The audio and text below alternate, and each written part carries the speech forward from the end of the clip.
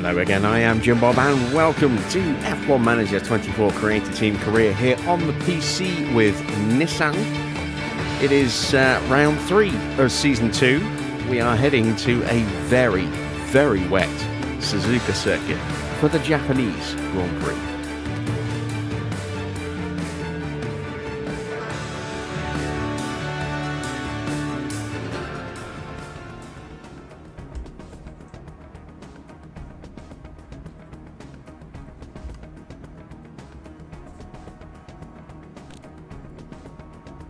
So here we are then, getting prepped for round 3.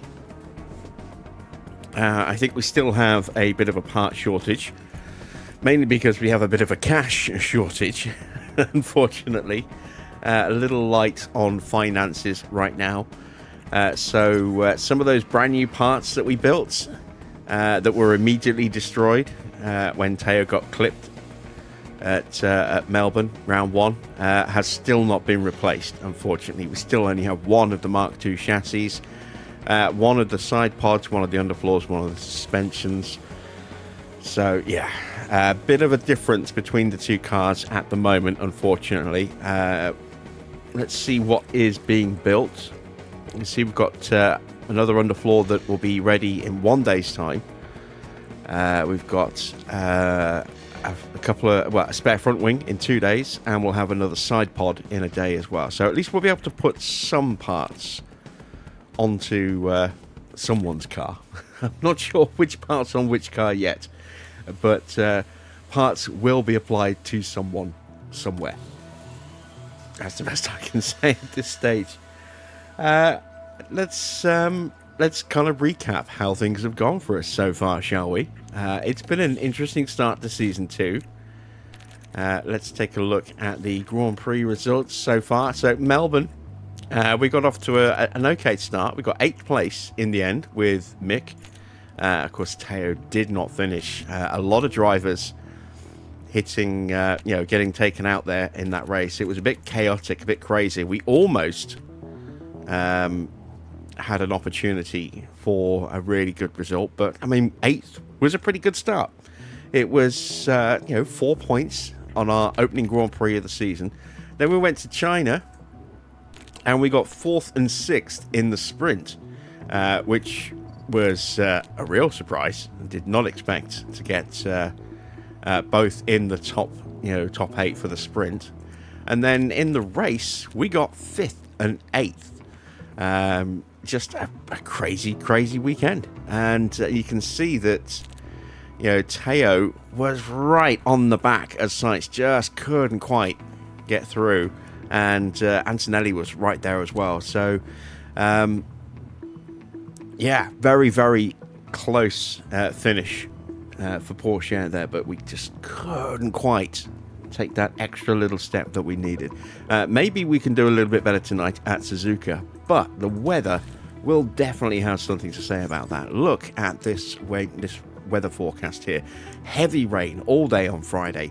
We've got some light rain on Saturday, so we may even get dry qualifying, and then heavy rain all day on Sunday as well. Well, presumably all day. You never know with this game, but lots and lots of rain forecast for the whole race weekend. So we're going to have to be very wary about where we use those wet weather tyres, because we only get 2 sets of full wets for the entire weekend, and a limited number of inters as well. So got to make sure that we are not burning them out through practice and through qualifying. How you doing, Wayne? How you doing, Victor? Good to see you guys. Dino is here as well. Hello to everyone else who is lurking in the chat.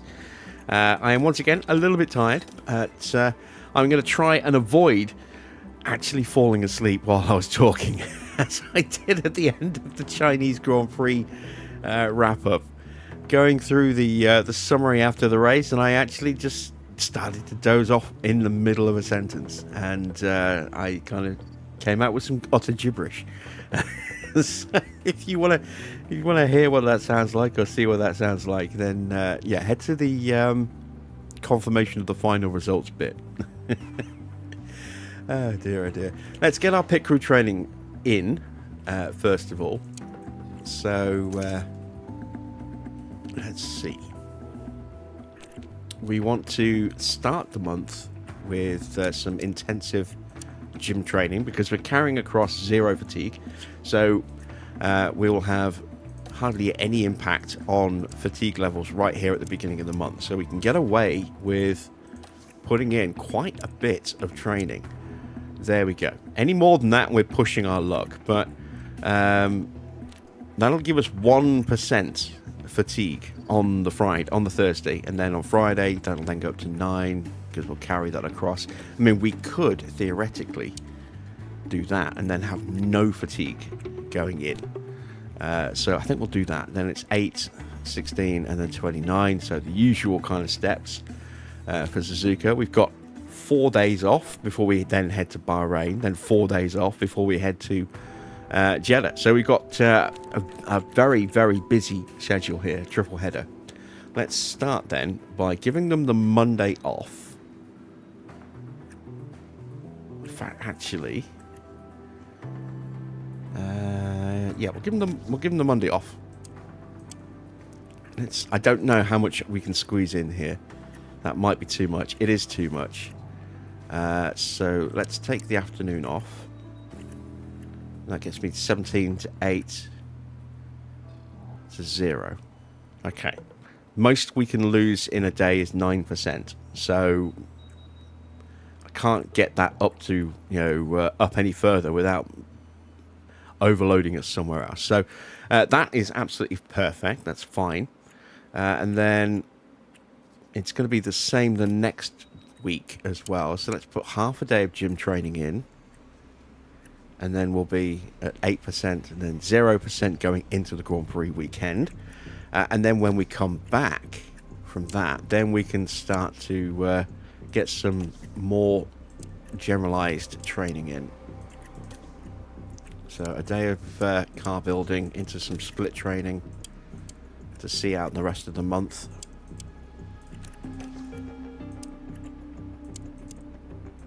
And let's go with that on the Sunday as well.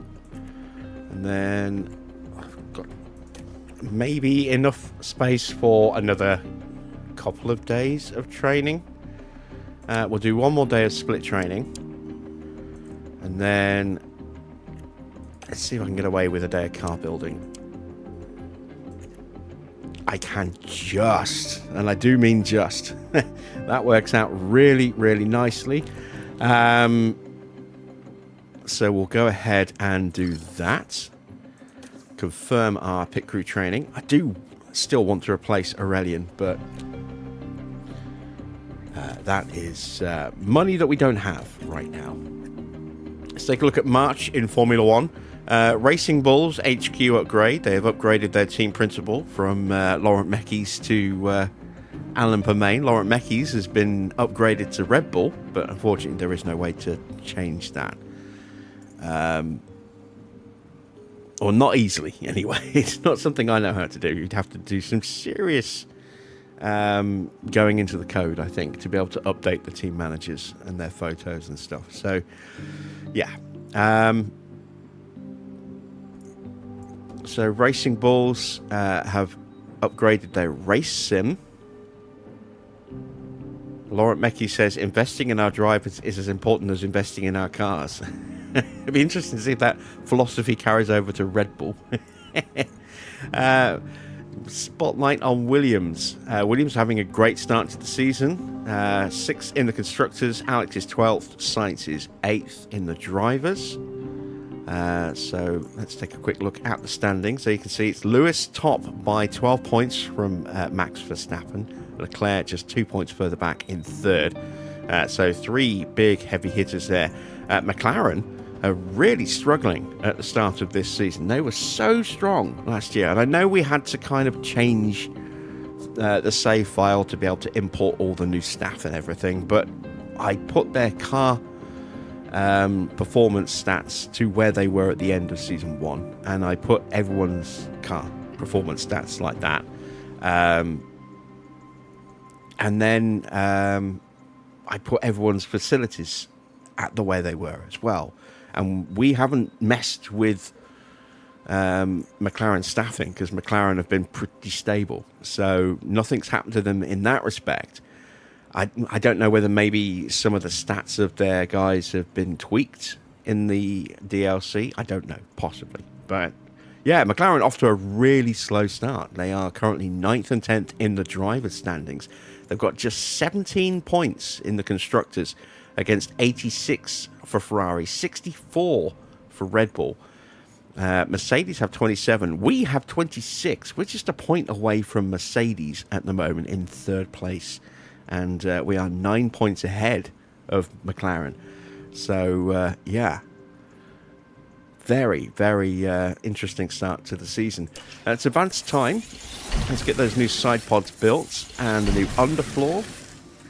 There we go. Confirmation emails are done. Race preview. We've already looked at that. I'm not going to look at monthly car development because it's always weird. And let's see. We still haven't actually looked at the rest of the grid, have we? We'll do that.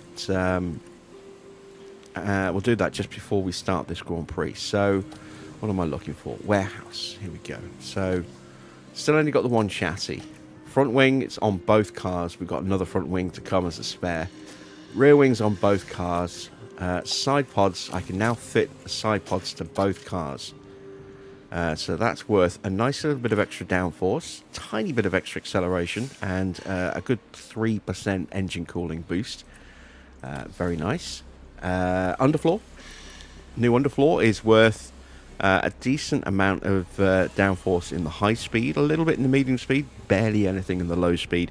A small tweak to dirty air as well. This is more about just being part of a package, this particular upgrade, rather than an individual standout piece.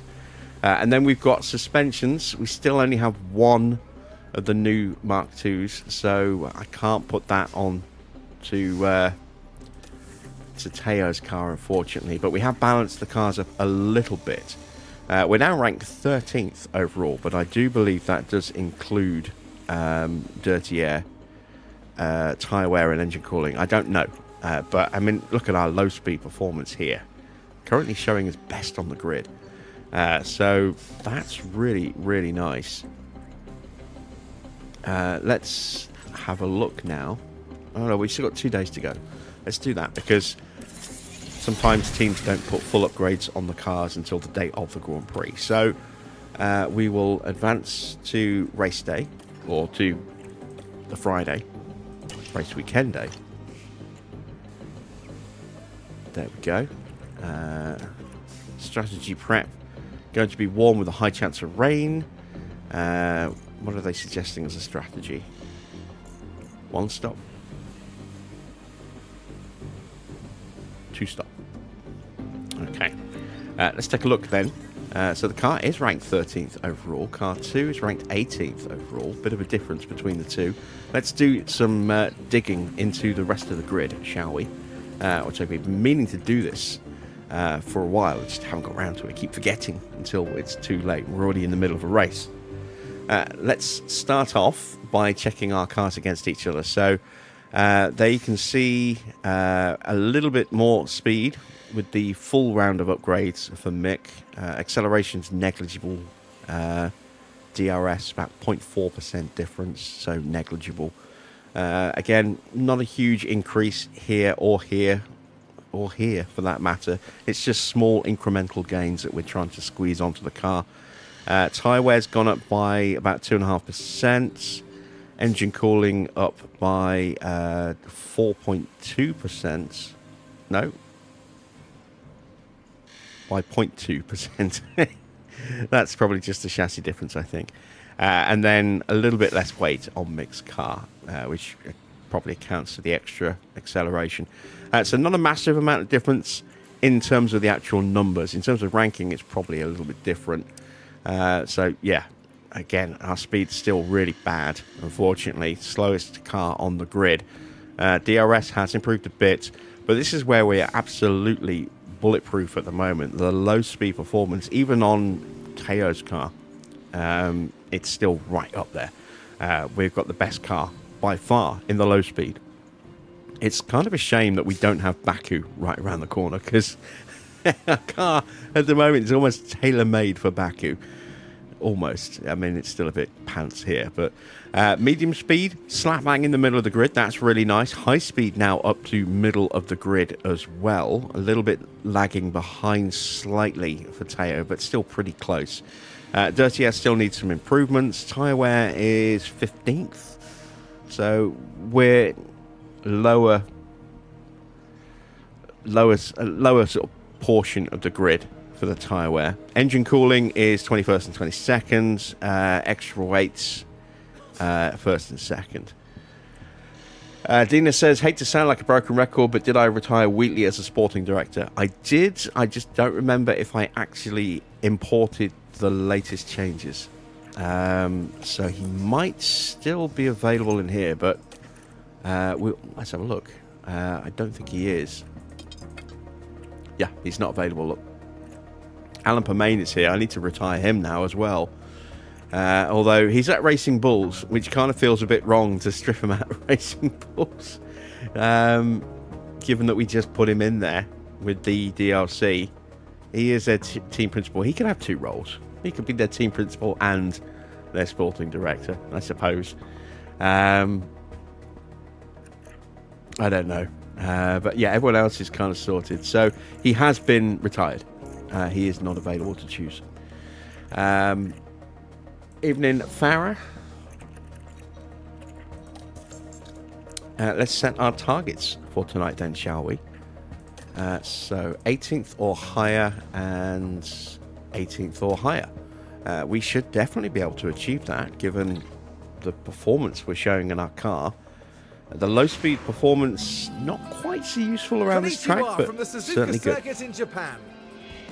The home of Honda, Suzuka is an old-school circuit with high-speed straights and tight turns through the S's. At 130R, the track crosses over itself, then loops back around, giving drivers a sweeping expanse of track to challenge them. It's Ferrari who are currently ahead in the constructors' standings. And coming into round 4, there are plenty of teams who want to change that. Really choppy there. Stay with us then, as the weekend gets underway. Yeah, the older version of the graphics update really does not like those in-garage cutscenes for whatever reason. It's flawless for the racing, so we'll just live with it. Right, let's see then. Starting on the inters, don't really have much choice in that. It's either start on inters or start on full wets, or go out in tyres that are very much the wrong compound completely. So we'll make do with inters. Suzuka's normally 17 laps if you want to do 2 runs, so we're going to go for 26 laps, I think, because we've got some new car parts to learn, so we want to have a slightly longer stint just to help nibble away at that car part knowledge.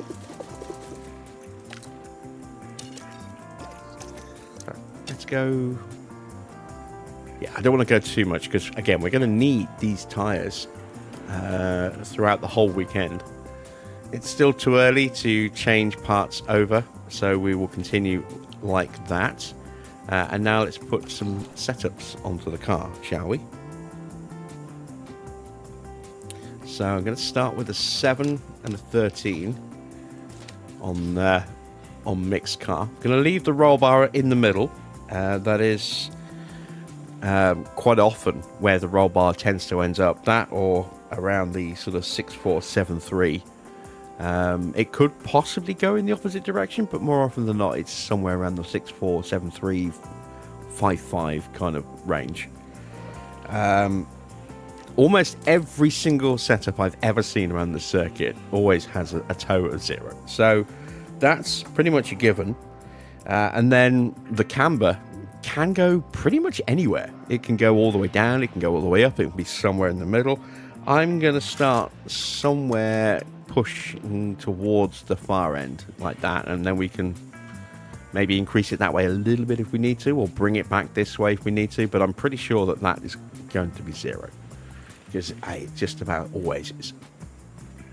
And that is it for mixed car. Let's do Teo. We'll go with a little bit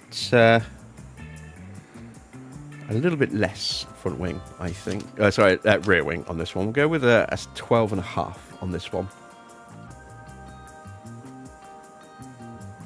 I'm sure we've done Suzuka before. I might be wrong, but I thought we'd done Suzuka. Lost my train of thought now.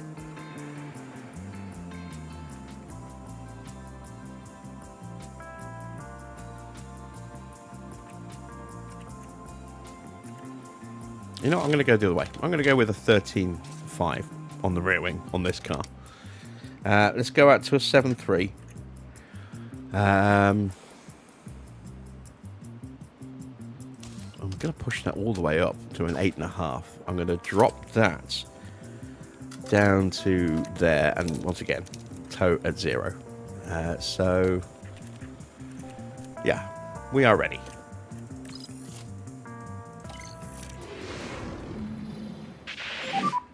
Should be green now.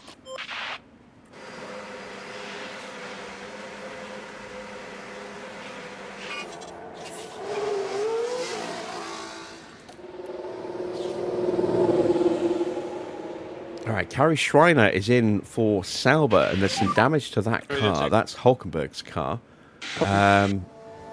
Kamara's in for Ferrari, for Leclerc. Freddie Vesti's in for Antonelli at Mercedes. I was going to say Doohan's in for someone at Alpine, but that's actually Doohan's seat. So nice and managed on this album. Pietro Fittipaldi is in for one of the two Haas drivers. I'm guessing that's Ocon. I'm not sure who CRO is.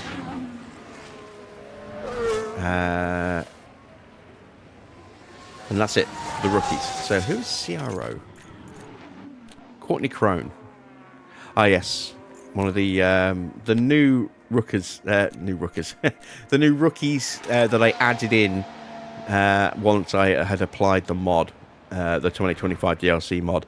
I then went through all the academies, and she has been signed to Haas's academy. I believe that she is their representative in what's the women's Formula series called?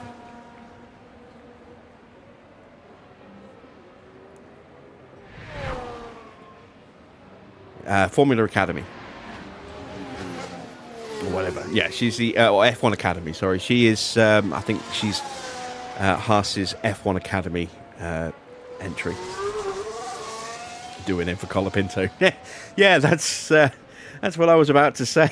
And I realised, nope, it's actually his seat.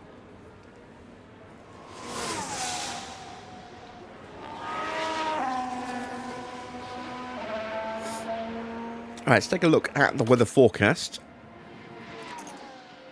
So it is going to be into weather pretty much the entire session. We need to tell our drivers to take it easy. And let's speed time up.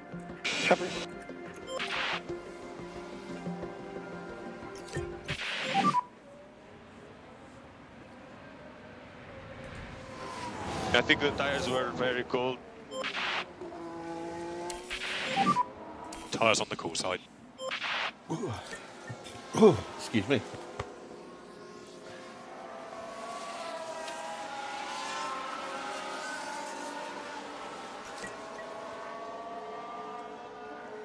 So both of our drivers' best times are exactly the same distance away from the leader, apparently.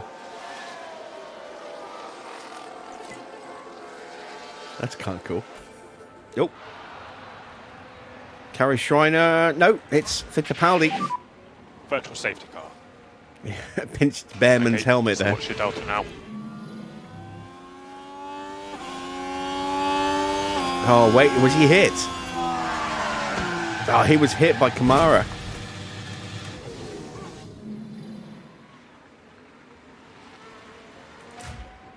So, Kamara has done some damage to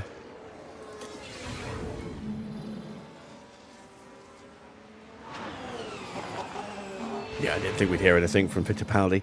He's done some damage to Charles Leclerc's car, and Fittipaldi has totaled one of the two cars. I think that's Ocon's car, but we'll find out later, I guess.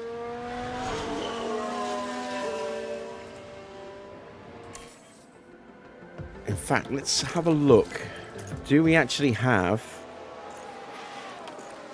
any data on the car? So 88, 89, 95. The other one has a lot of nastiness showing on it. No, wait, he was showing... That's Behrman's car. Because he had Behrman's helmet. So, she should have... Carrie should have Ocon's helmet when she does. So Fittipaldi has smashed up Behrman's car, and Behrman had a pretty brand new engine, or a pretty strong looking engine in there. So yeah, he's not going to be happy about that.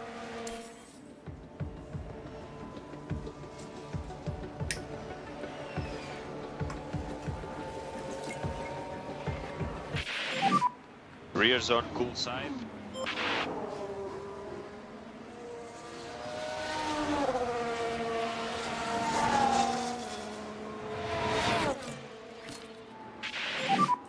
Any issues with the car?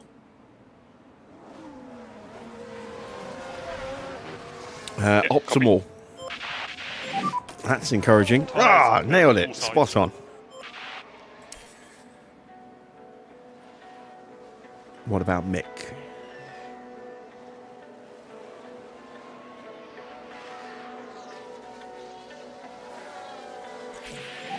No. 77. That's a fair bit of work still required for Mick. Copy.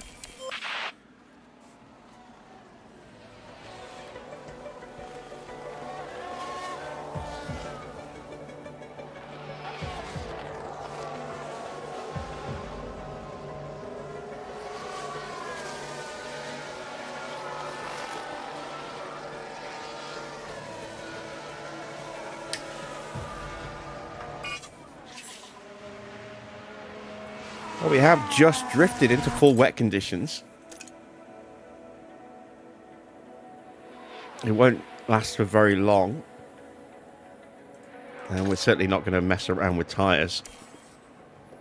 Not with only two sets of full wets, and we're probably going to need those. This is nice to see, though, is that the AI is starting to use their wet tyres. Even if it's just a few laps, it'll just take that little edge off those tyres. They won't last quite so long. I'm quite happy to just pookle around like this with the inters on. These tyres are a bit cold.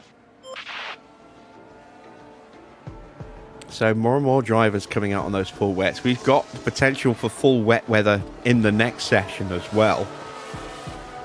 And then we've got the potential for a full wet weather Grand Prix as well. So it's really encouraging to see the AI has decided to actually go ahead and slap on some tyres. And you can see it is just nibbling away the advantage of those tyres slightly.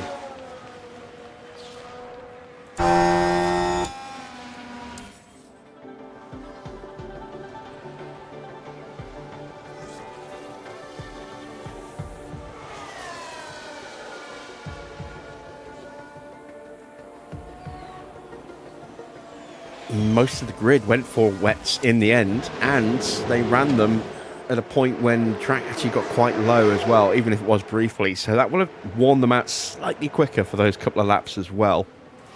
That's a really encouraging thing to see. This could go either way. And so could this. I'm going to go...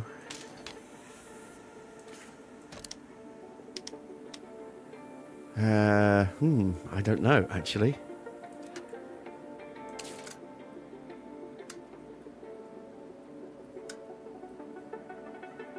Uh,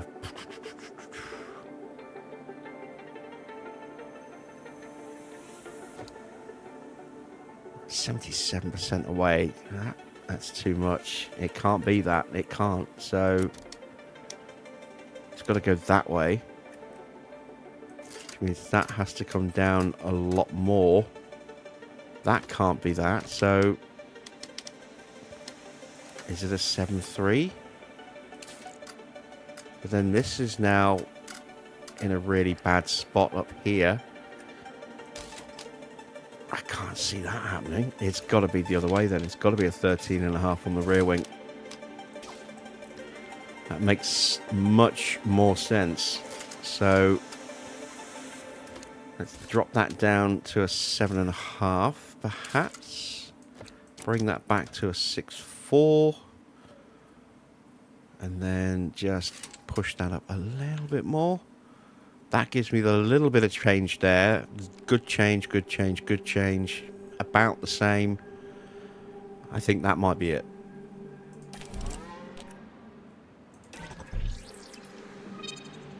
And that is Teo. And we are done for this session. Farah says, love a wet race and this will be as wet as it gets. Well, on paper. I mean, you know what this game's like, the weird forecasts where it's like, yeah, it's going to be a full wet race. And then you get like heavy rain for the last 5 laps. Who knows? But we'll see.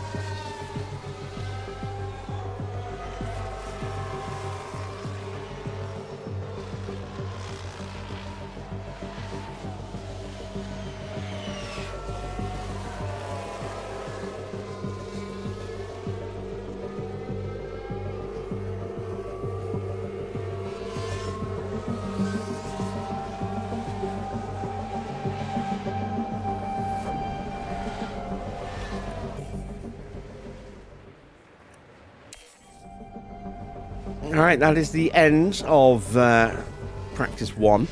Let's see if we get full wet weather in practice 2 as well, or if it just stays on into territory. Feeling confident about my setup choices. We're at 3.7 mil. So there's a good chance we will go into full wets at some point. Let's see, what's my car part knowledge at? 74 for Mick. It's lower for Teo because he's running Mark 1 parts that haven't been run yet. So we'll go with... let's go with another 26 laps.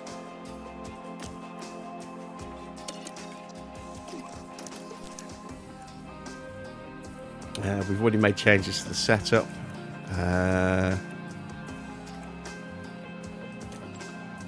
Yeah, he's only at 50%, look.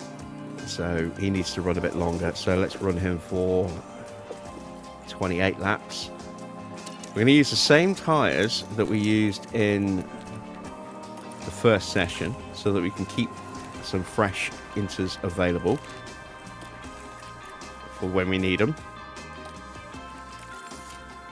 And let's send them out.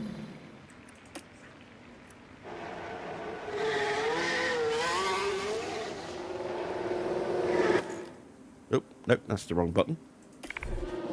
That's what I meant to click. Track detail. Oh, it's going to be very wet in this session. We're at 3.5 already here, and we're predicted to go all the way up to here. Okay, mate. Ooh, this is going to be really, really slow on these inters.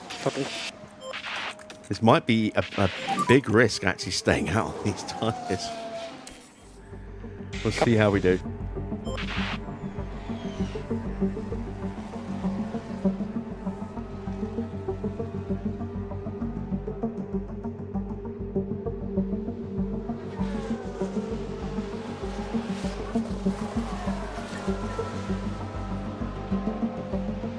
Oh, the water level's plummeting.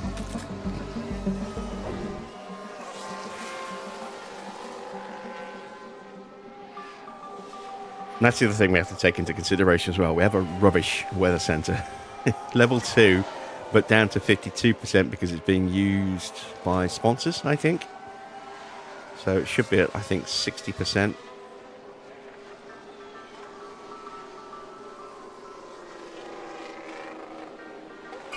It might even be supposed to be at 70%. I'm not sure. Now we're into full wet territory at 4 mil. But it doesn't look like it's going to be quite as wet as it did earlier. We'll tough it out a bit longer. I'm guessing you saw the announcement earlier, Farah, that we have signed yet another player. Well, we've agreed a fee. 69 million euros with another 10 million on top in bonuses, performance clauses and all that.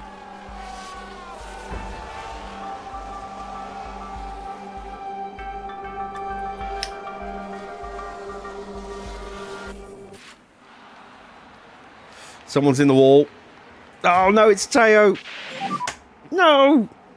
God damn it. Oh god, he was hit.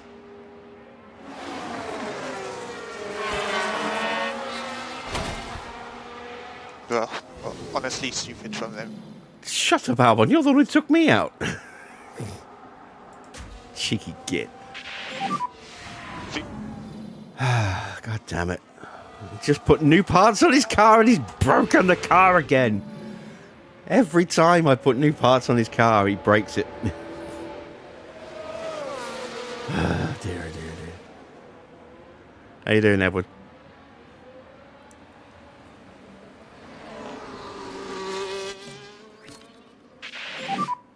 How is the balance? The car was great. Felt really good. Yep, copy, mate. Well, we can actually see the car park condition here, which I just thought, let's have a quick look, see if it actually works. And it's killed the gearbox. It's taken the... Who got the penalty? I missed that. Who got the penalty?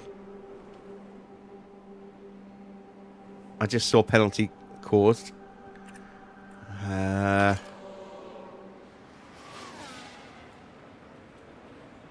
That doesn't help me. Albon, thank God for that. There is some justice. Woo! Yeah, car condition fucked. Look at that. Our engine's down to 55%. ERS is down to 67%. And that's comparisons of what they should be at. We got away with it to a degree in Melbourne. We only really damaged the gearbox. But now the gearbox is dead completely. And the engine and the ERS have taken some pretty hefty whacks. So, yeah. Not great at all. We're at 95% now for Mick. That's a nice improvement. We are going to have yet more part issues for Teo. Because there's a good chance that he will have broken quite a few of those new parts that we just put on the car. The SC ending. Understood. Because he always breaks parts we put on the car. Back down to damp conditions. So yeah, this has not been anywhere near as treacherous as I thought it would be, but it certainly hasn't been great for us.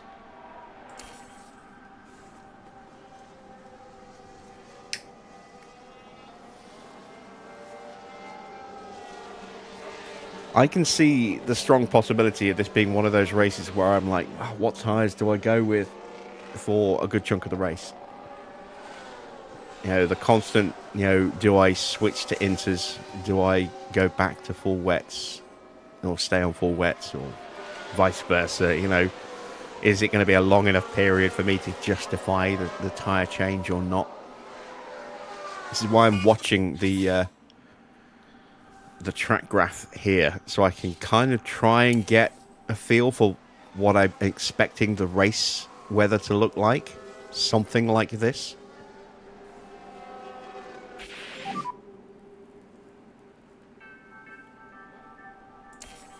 like I said, it could be completely different. It could be starting very, very wet and then getting, quite low, and everyone makes an easy change onto inters with very little, room for confusion. Or it could be something that keeps flitting between the values, between inters and full wets like this. Or it could be something that stays, relatively dry until towards the very end of the Grand Prix, and then suddenly the heavens open. We've seen that before. We saw that last season. We thought we were going to get our first full wet race, and it turned out to be dry until like the last 15 laps. So,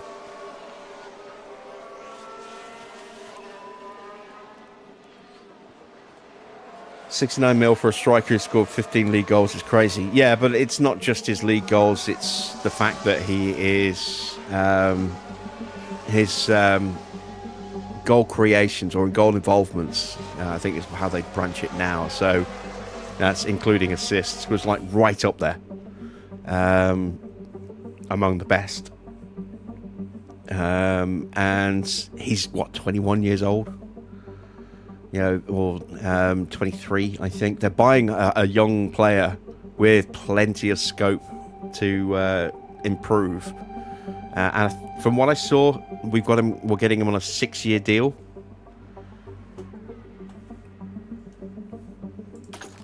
So it does raise questions about Nunez, though. I saw the highlights of the closed doors friendly against Stoke where he scored a hat-trick. So but it was quite nice to see just a little glimpses of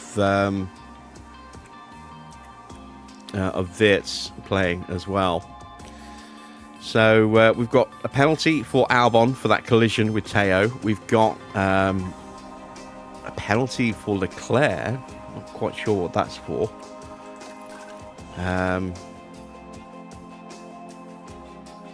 And we've got another seriously damaged car. Joy of joys. Oh my god.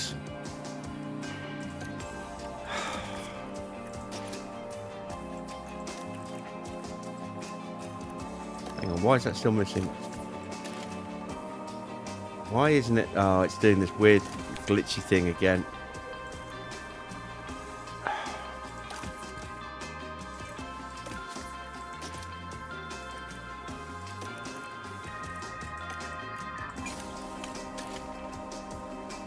That one went on.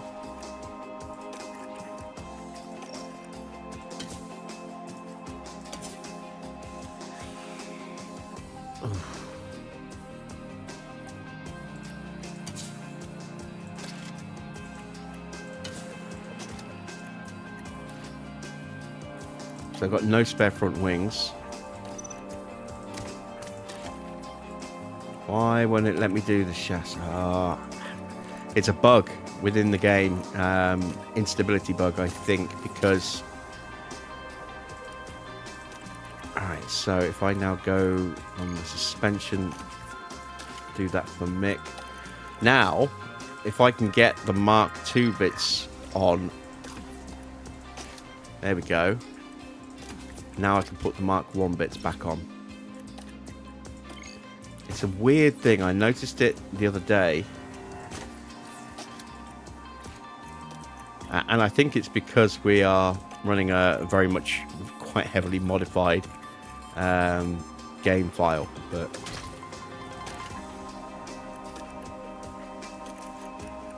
yes, a little frustrating. Right, let's put the Mark II chassis back on and the Mark II suspension back on Mick. There we go. Engine, blah blah blah. Right, setup. So let's drop this front wing down.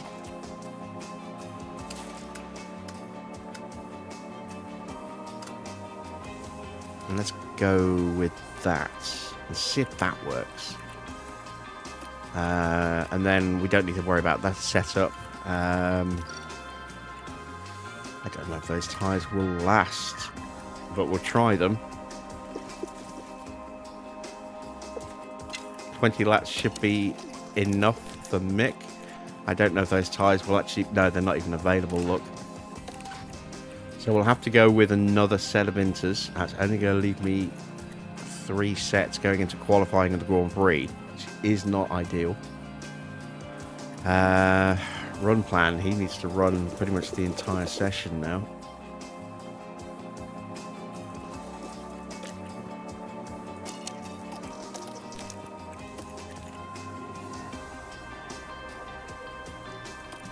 The other option is that we just undercook him slightly. Should it be green now?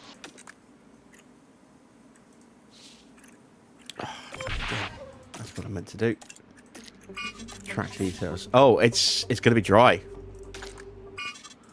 Okay, so we'll run the hard tyres then.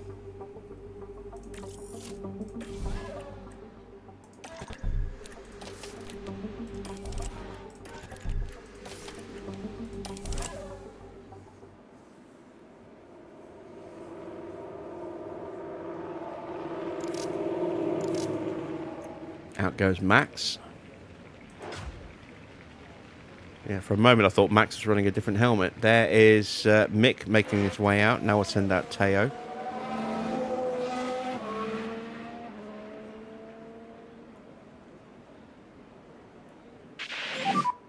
Good out lap now. And there's a chance for us to give Honda a bloody nose at their own circuit, you know, to a fierce rival.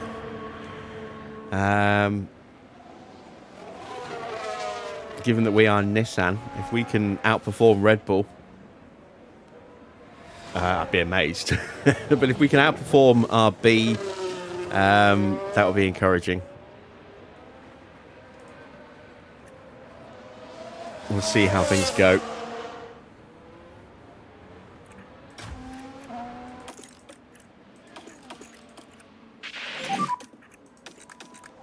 And let's speed time up. Copy.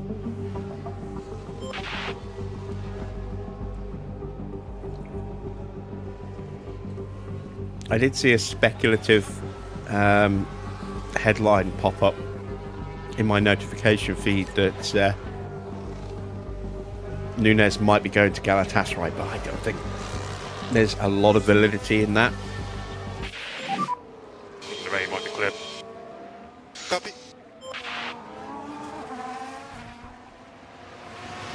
We'll see. You never know.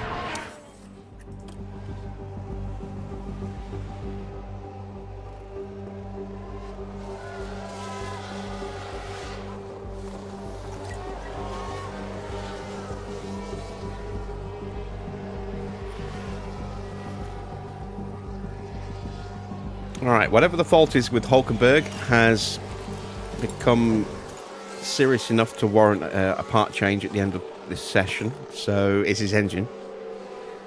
He's already on a new ERS and a pretty new gearbox.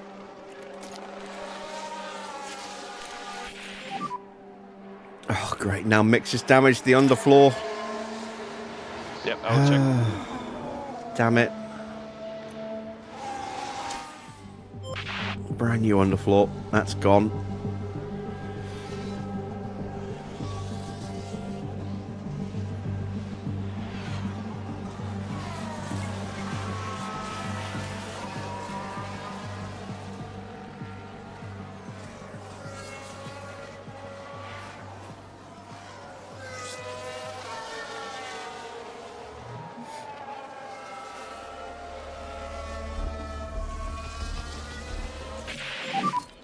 How was the round? Alright, optimal is always encouraging. Yeah, car was great. Really good. And there we go. Okay, copy. We nailed it. So Mick is done, but we're going to leave him out a little bit longer just to help earn some more track knowledge. Well, not track knowledge, sorry, car part knowledge to help out Teo, because Teo's still got a lot to find.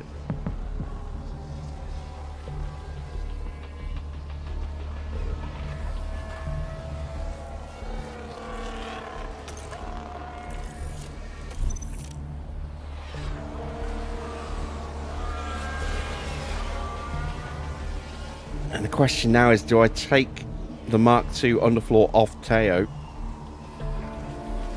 to give to Mick?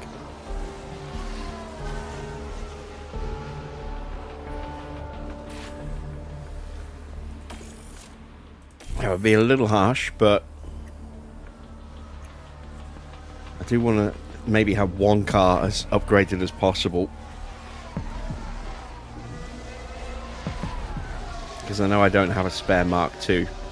The spare Mark II's on Teo at the moment, so it would mean taking it off him, giving him back to the Mark I, which he hasn't learnt. No one's learnt yet. Yeah, I think that'd be a little harsh to do. I think. But then I'm going to have to do that to Mick. Yeah, screw it. Let's take it off Teo. Let's make Mick a fully Spec 2 car. Teo's going to be almost an entirely Spec 1 car at this point.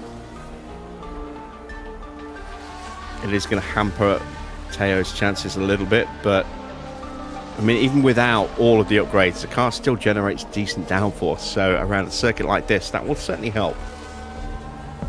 It's a shame that the high speed isn't the low speed for this circuit.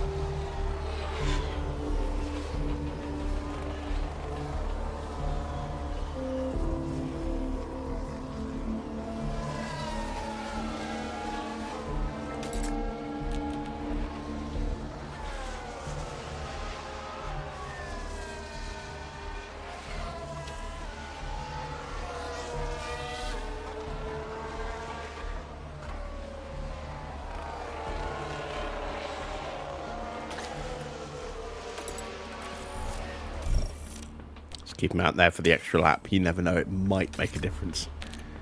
It might. Well, it got up to 60% on that. So, practice is done. We've got some part swapping to do, and then it's time for qualifying.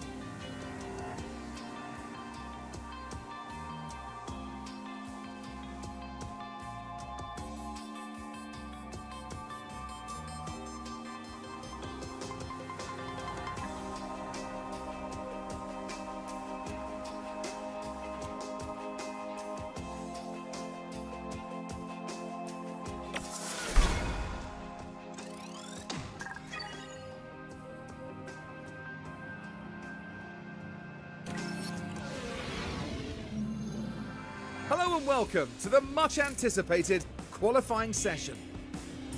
Suzuka is a notorious circuit both for its unpredictable weather and the difficulty of closely following other cars.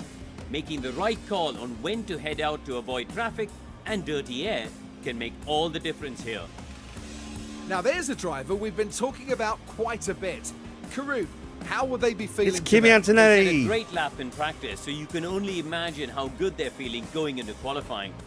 But the big question is, will they be able to keep this performance up? Stay with us as we see who can deliver.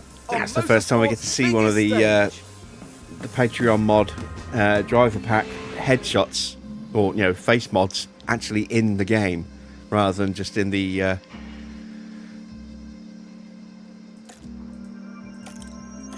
sort of the loading page when you're choosing your team.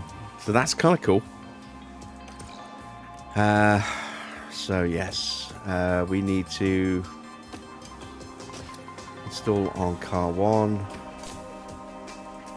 and now I need to go over to Teo and say, sorry Teo,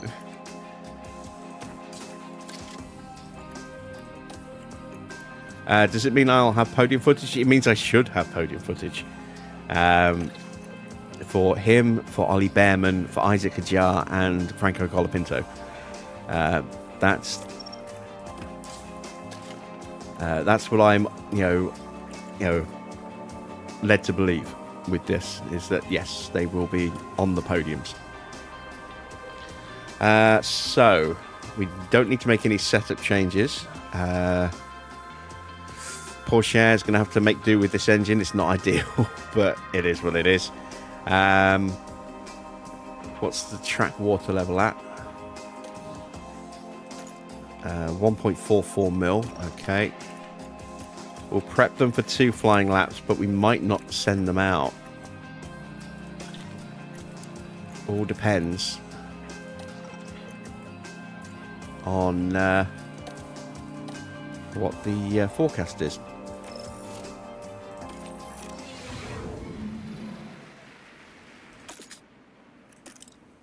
It's going to get dry, so we're going to wait.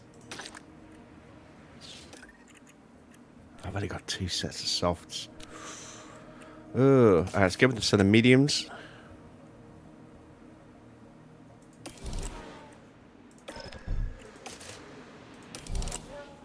I don't know if we'll be able to get through Q1 with mediums. But we're going to wait till the track dries up anyway.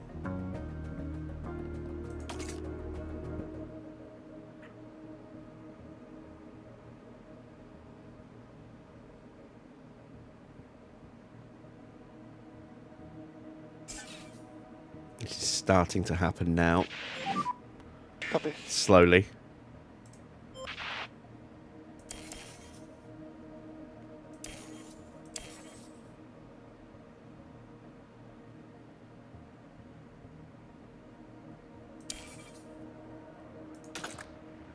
And there goes everybody.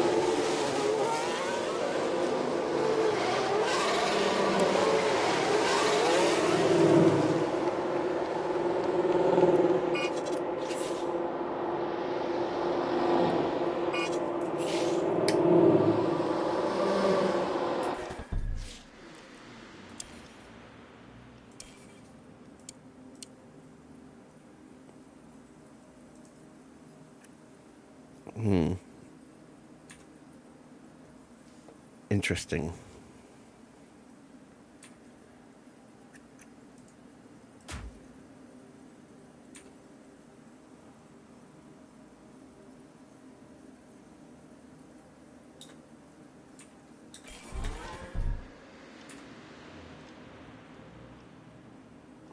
Always on the lookout for new and unique style thumbnail shots. That could be quite interesting. Sat in the pit box. Let's mess with the cameras slightly. Let's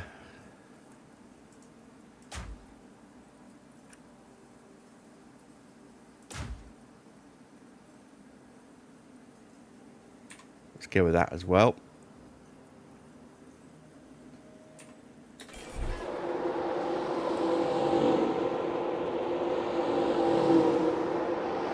Don't know which car's coming out first.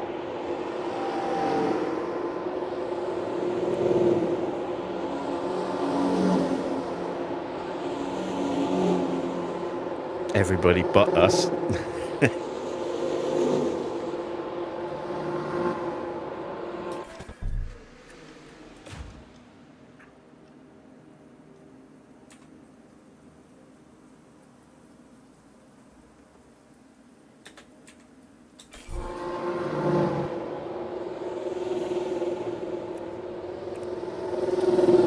Alright, so there we go. Everybody's on track.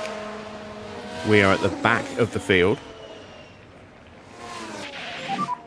Flex on your tires. Copy. Keep working brakes and tires, don't let them cool down. Copy.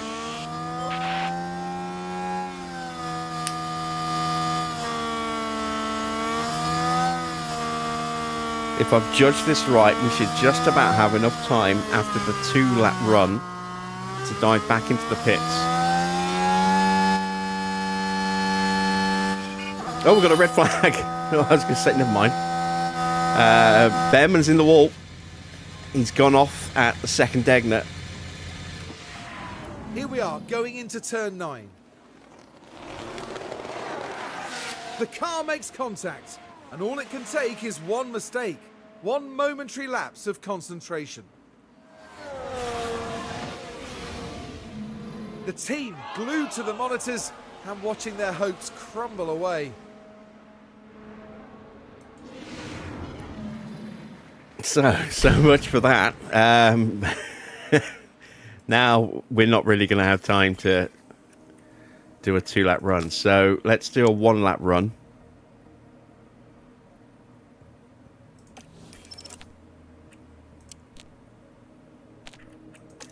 stay on the same tyres and we'll be the first ones on track. And then we should have time to get back in and do another run.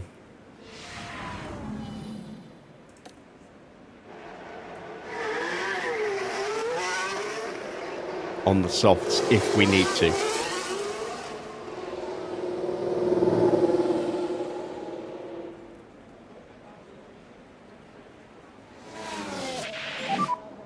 Okay, tyres are coming in nicely. I don't know what this is going to do to everyone else's strategies. Make sure we do as much as we can to have the front in as best temp as possible. I'm guessing they've all put the same tyres on, but they might have gone for another brand new set, or they haven't even come out yet. There we go. We've got, yeah, that's all we got was a couple of cars that hit the second sector. Nobody even completed the warm-up lap.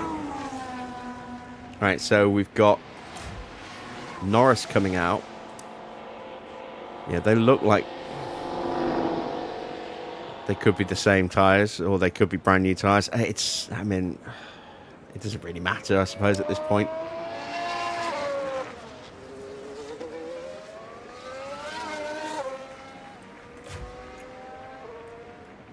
But the worry now is that we're going to get traffic popping out as we're coming out of the triangle and through final curve.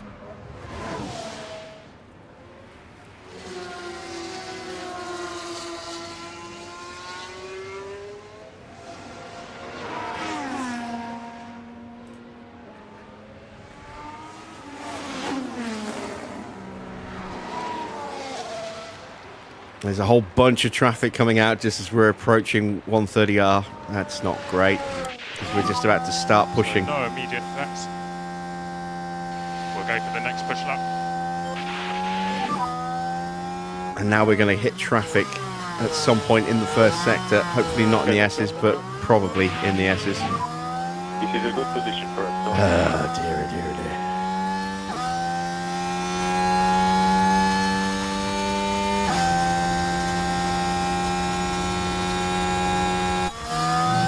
Switch to Teo. Through the centre S's. Onto the back of Bortoletto. He's going to hold us up through Dunlop. Gets out of the way through Dunlop, as does the Ferrari of Hamilton.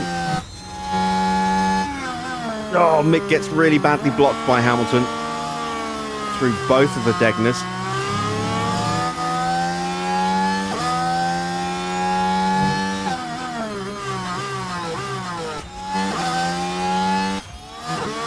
So it's not a good lap for Mick. They were both good in the first sector, but the second sector's going to show a very different story.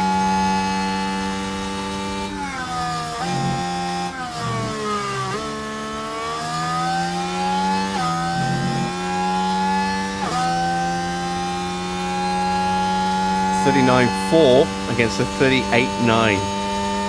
How is Mick quicker? Or was it Teo? No, it's Teo who got blocked, wasn't it? Or was it? You know what? I'm confused. Porsche must have been blocked more than we saw. You are the race leader. Because neither of those times are going to be quick enough. Very, very slow in. Copy. Yeah, there we go. Sainz, if we use Sainz as a comparison, he's a second and a half quicker than Mick, 2 seconds quicker than Teo in the middle sector.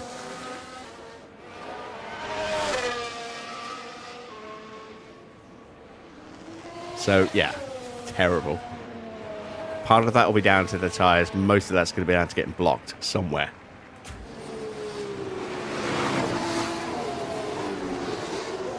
And now it's our turn to ruin Hamilton's lap, I hope. No, maybe not. Keep an eye out.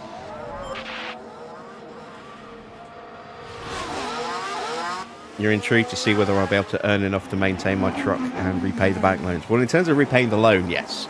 In terms of truck maintenance, I don't know yet.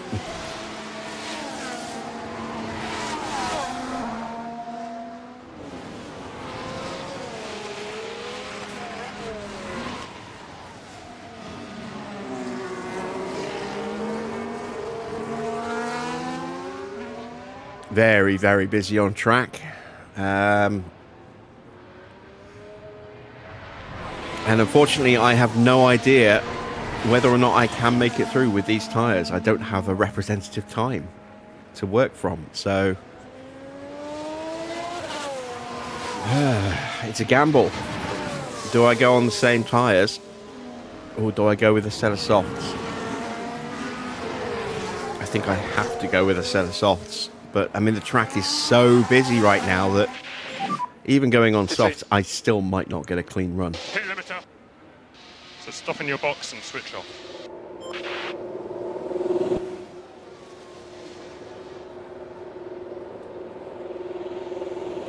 Interesting dilemma. I expected I would have tyre dilemmas this weekend. I didn't expect it to happen in Q1. Gonna have to go with the softs. I really didn't want to use the softs this early.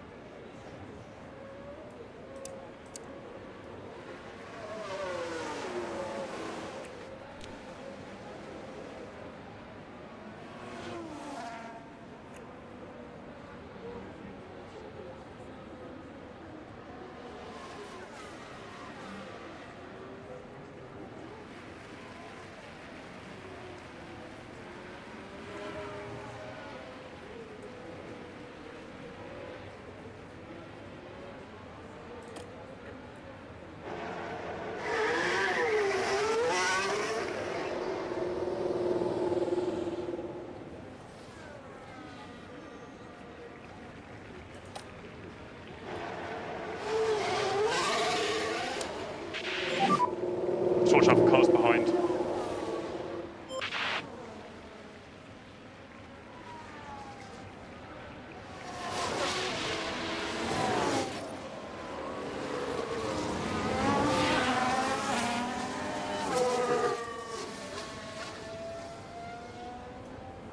So Leclerc has posted the fastest lap by quite some time. Hamilton did get blocked on his lap. I don't know whether it was us that blocked him or someone else, but he's very off the pace. There's a lot of drivers who are at risk here. Way out of position. Look at how far off the pace Alonso is. Max is still down here. Hasn't actually set a lap yet, I don't think.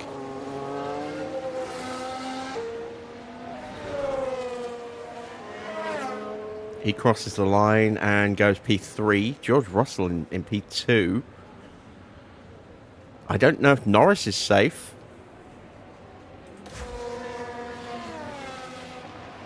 I think Stroll is out.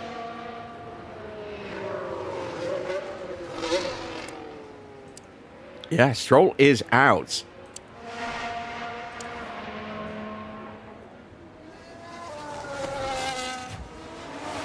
Evening, Jack. Yes, Lando Norris is the world champion. Ferrari are the constructors' champions, carrying over from last season. It's obviously a lot of traffic. We'll just have recharge off to open up.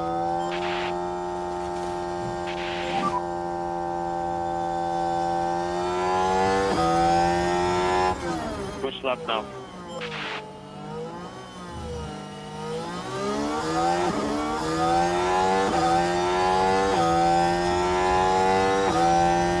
So here we go then. Do or die.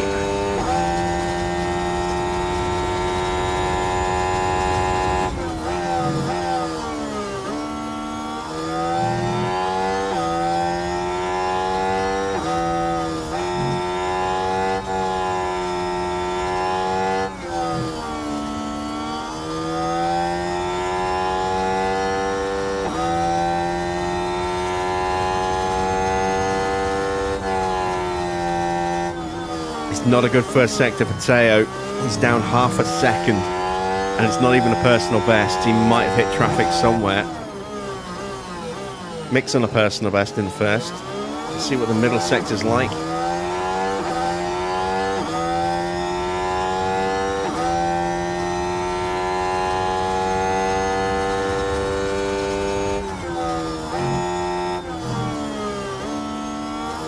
Stephen Clark. 37.7 for Porsche. 37.4 for Mick.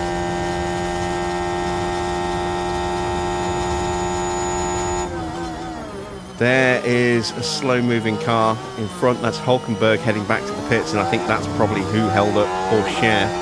Porsche has gone through those up to 9th. Mick goes up to 4th. Wow. We take a look at the expanded to show the times.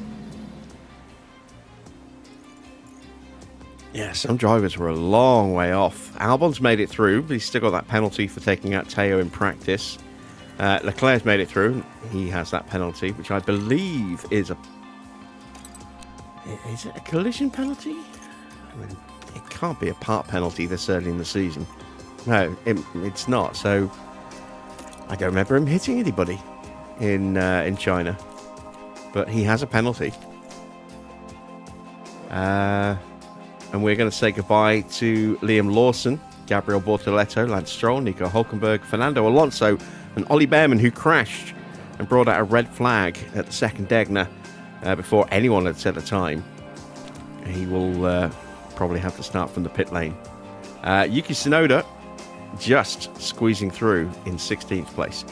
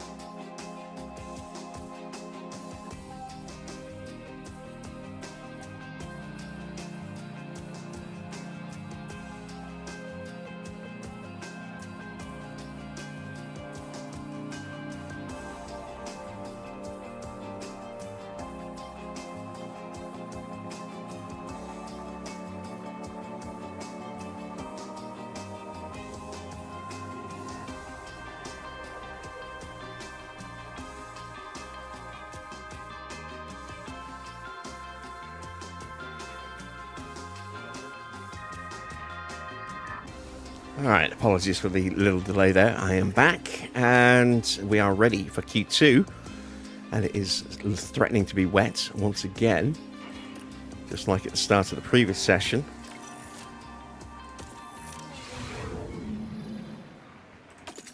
Let's take a look at track details, and it's going to start wet-ish and then go dry. So we are going to do 2 laps on these tyres.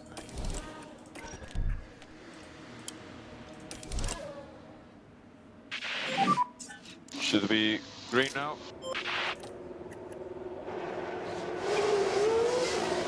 Go out behind Doohan, and hopefully in front of Hamilton. Yep. And so Mick is running the complete package. So positive on the brakes. Every part is a Mark II part on Mick's car. I think Porsche's got 2, maybe 3 Mark II parts. He's got a Mark II front wing. He's got a Mark II side pod, and beyond that, I'm not sure if he's got any of the Mark II parts. He might have a Mark II rear wing. I can't remember. I don't think he does. So, big difference in performance between the 2 cars, and based on first qualifying, we could have a pretty good car for this circuit.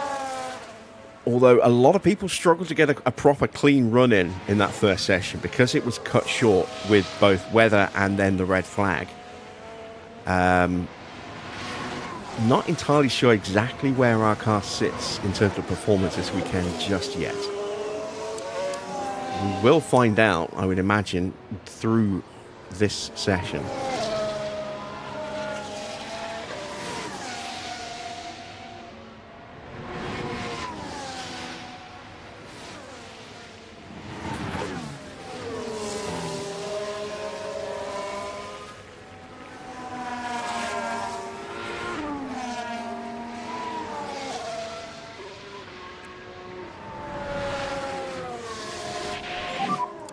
This is a good position for us. So.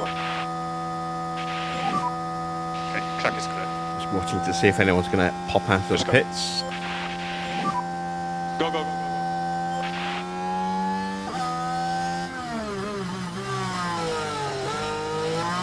And I think we're clear. We've got a yellow flag. Is that a lock-up for the Ferrari of Hamilton behind us? Oh no, it's Kimi running wide. I didn't realize Kimi was on the Now track. this, I think, was at turn 13. Just a bit too wide at that Yeah, point. just That won't do bouncing floor over of the curb car at Spoon. any good at all. There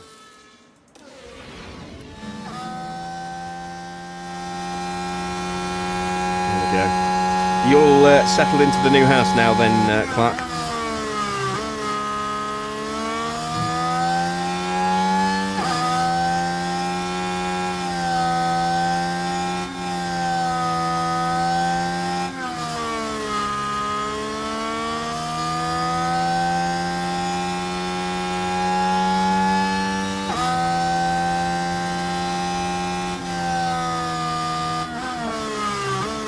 So Mick is half a second up on Porsche in that first sector. Hamilton is a couple of tenths quicker, but he's right behind us, so he might be getting a slipstream effect as well. He certainly will on some parts of the circuit.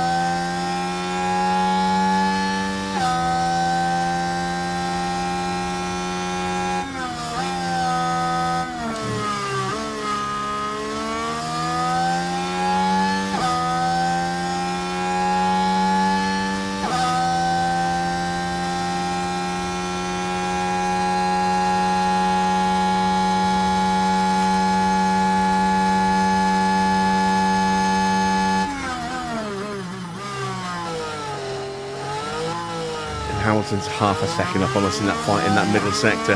Again, with that slipstream, no massive surprise there. Porsche is slower than Doohan.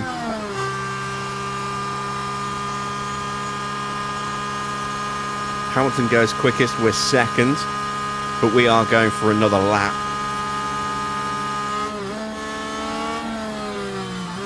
As George Russell pops out right in front of us. So we'll get a slipstream on George on our next run.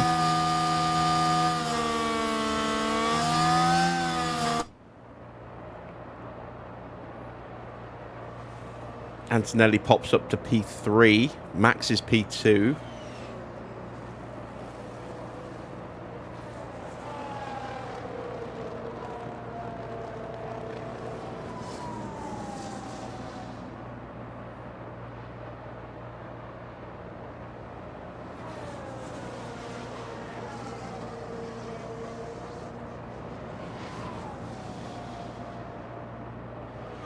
Oh, Leclerc's going to get held up.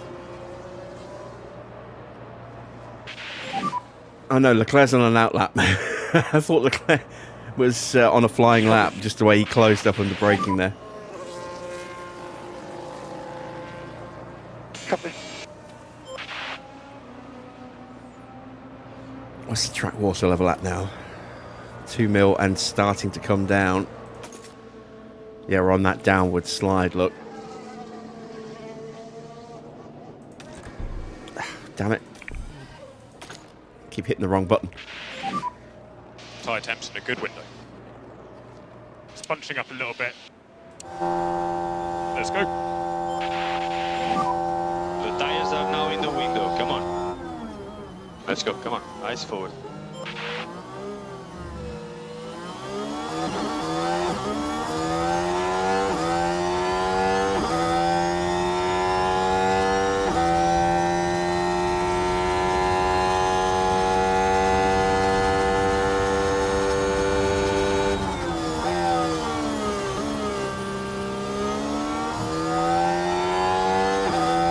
Going to get a massive impact from the dirty air here, which means our sector 1 time isn't going to be great, I don't think, but it'll hopefully pay dividends later around the lap. 33.2 for Porsche, 33.0 for Mick. It is still an improvement. Sonoda is lighting up the timing screens with 32.7. Let's cut to Yuki. Oh my god. He's right behind me.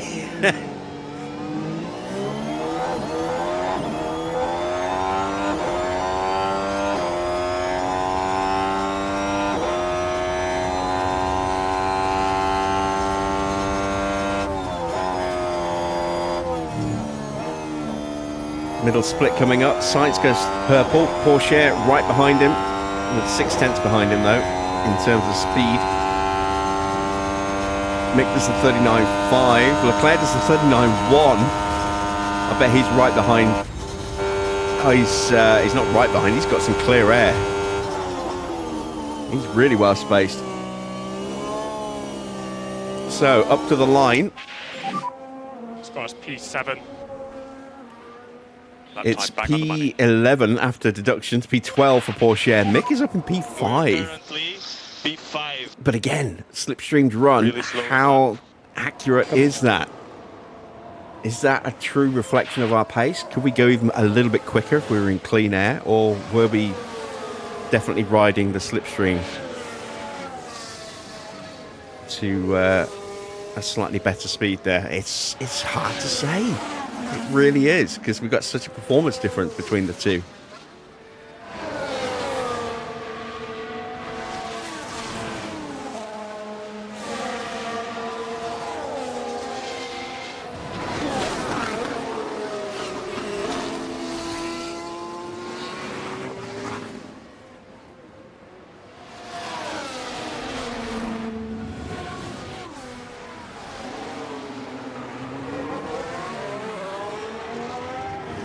Right, nobody's on a flying lap at the moment. Track is still drying up. We're going to be on softs for the next lap, I think.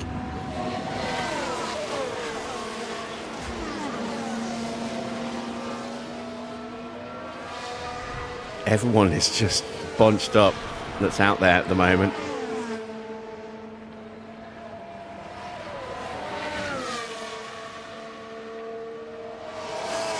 Given the proximity to everyone and the slow pace, you would think at first glance that we were running under a VSC.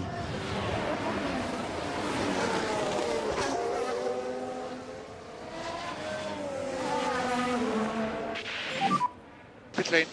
And here comes the procession of cars into the pits. Copy. Sainz and Hajar, Porsche, and everybody else behind as well. There goes Norris, Russell, Tsunoda, Mick, Leclerc. We've got an Alpine, another Williams, and a Haas as well. All right.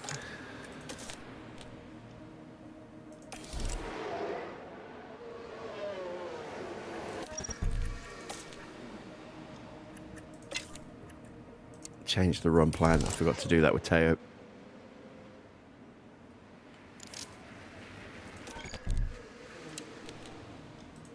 And now we wait.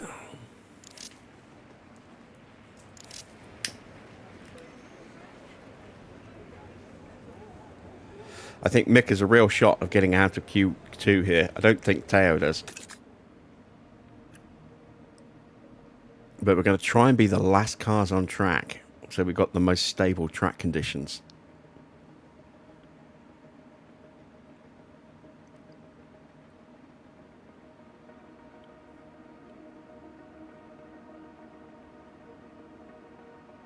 It's touch and go whether or not we are definitely going to need to be on the softs or whether we're going to need to be on the inters. It says dry in 3 minutes, but that's just when we get the next window update.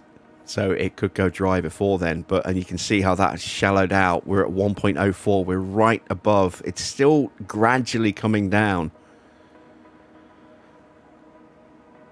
But, yeah, this is going to be one of those tricky judgment calls. And Hamilton's gone early. And he's gone on softs. So everyone looks to be like they're going on softs. Hajar's out there on softs as well. Track is now under 1 mil, but it still, at the moment, favours inters over softs.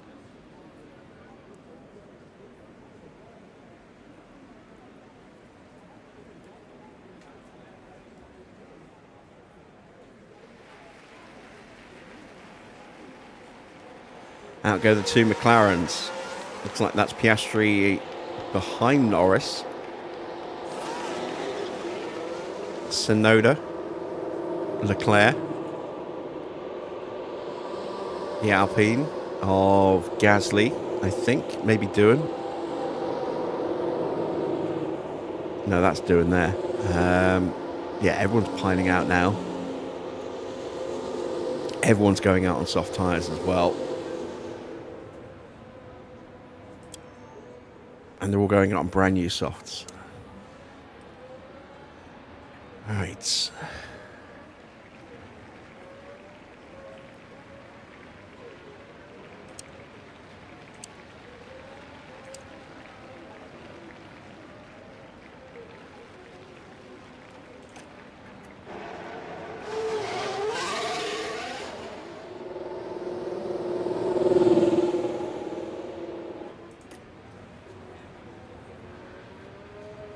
Really hope I've left enough time here. There's Hajar just coming out of final curve onto the start-finish straight. Positive on brakes. Are we going to get his way through turn 1? Yes, we are. Sorry, Isaac.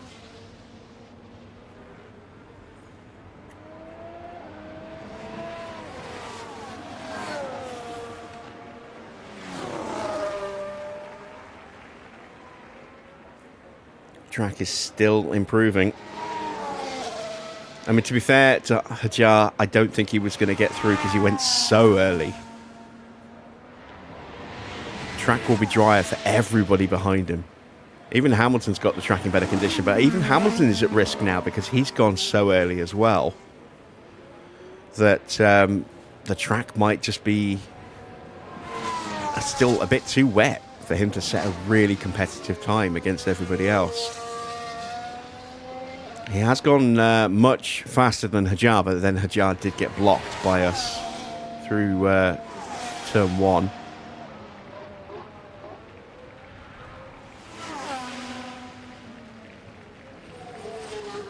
.38.2 for Isaac in the middle.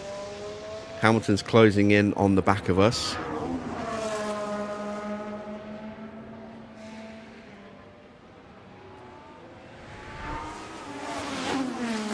Piastri has gone quicker. Now everyone's going quicker. Track Look. is clear. Let's go now.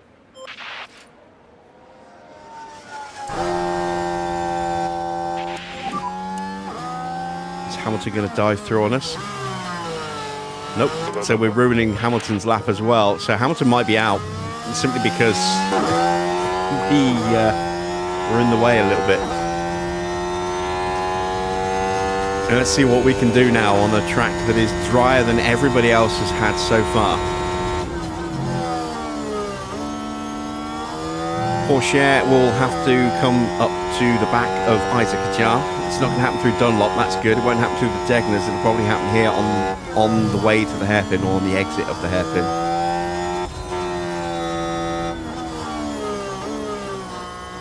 Instead of 31.2. There is Hajar, mixed at a 31.2. Hajar will move out of the way through 220. And it's clear track all the way to the flag now for Porsche. Can we get through before Spoon? No, we get blocked through Spoon. Damn! Nothing you could have done. Porsche has done a 37.9.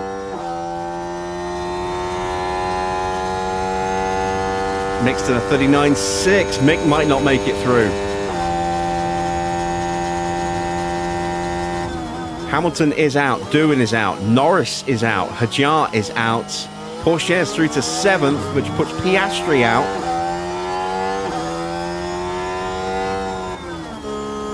And Mick only gets up to 13th. He got blocked really badly by Hajar. I suppose that's payback for Mick blocking Hajar on his lap, but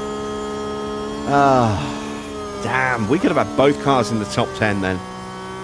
And it's the slower of the two cars that's made it through, because it's the slower of the two cars that got a good run. Gasly's up there. Sainz, Albon, Ocon. Look at this in the drop zone. Piastri, Doohan, Schumacher, Hamilton,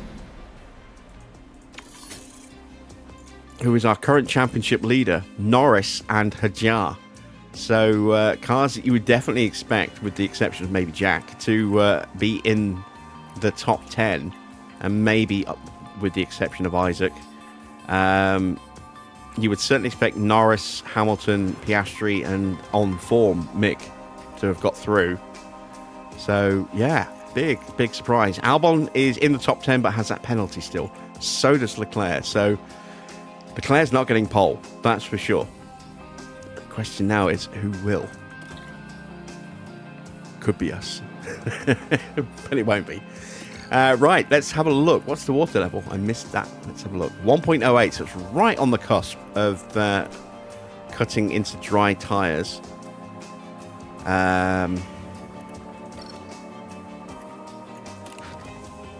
They'll be fine. There's no real difference in putting on a set of new tyres. Let's wait and see what the weather's going to do before we actually send them out, though. Have a look, and it's going to stay pretty flat, so let's put him in for 2 laps.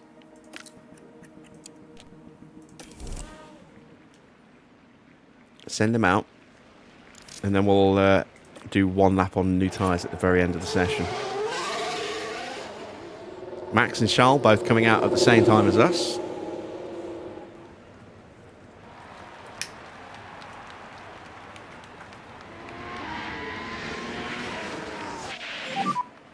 So focus on that tyre pack. Copy. In fact, pretty much the whole field is coming out. Look.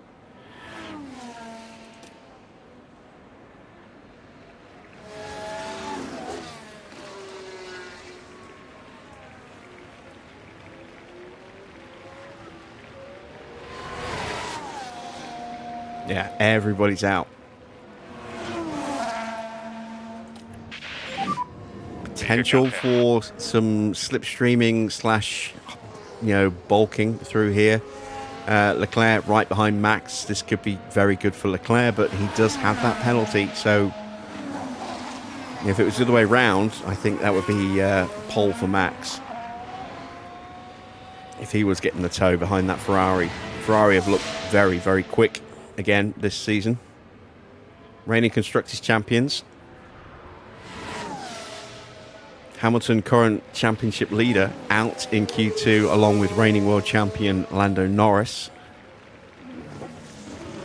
It's not been a great start to the year for McLaren.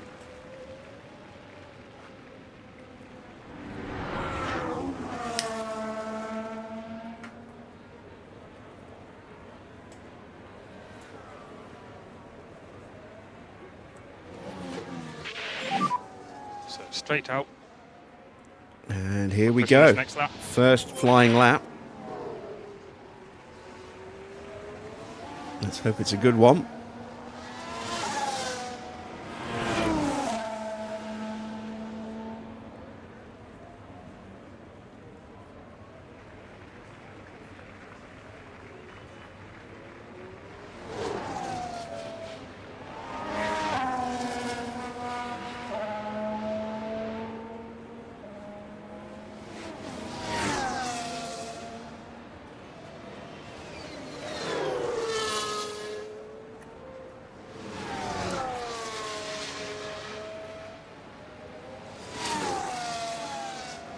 Alright, first sector time, 32.5.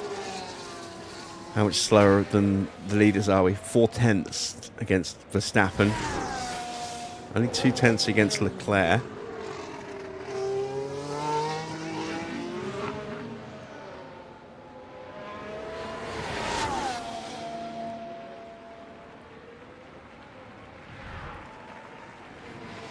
Like pretty much everybody is matching Leclerc.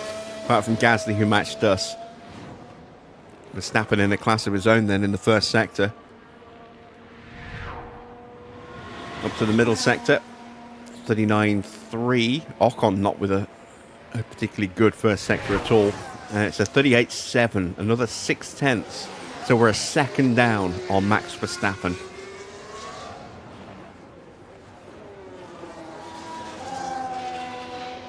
But we are carrying more fuel, because we're going for another lap.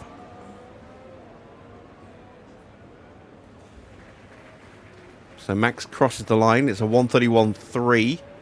Leclerc 4/10 behind. And we were 1.2 seconds behind Max's time in the end. Tsunoda pops up into second place. Finally getting to grips with that Red Bull.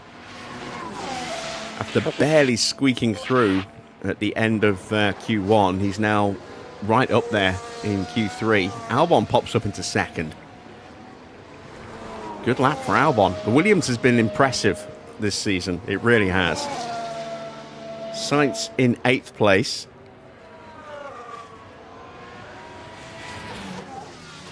Didn't have a great middle sector, or a first sector for that matter. He wasn't too far behind his teammate in the final sector, but Albon looks like he might have picked up, I don't know if he got a little bit of a toe or not, but he got purple final sector there.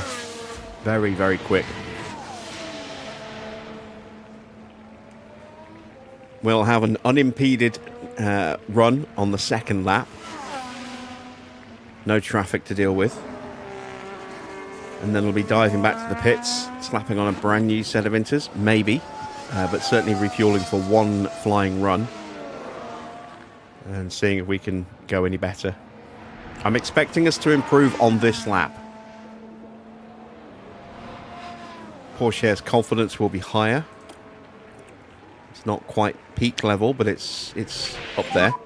This is the optimum temperature. So no immediate threats. Good to go. Let's see what he can achieve.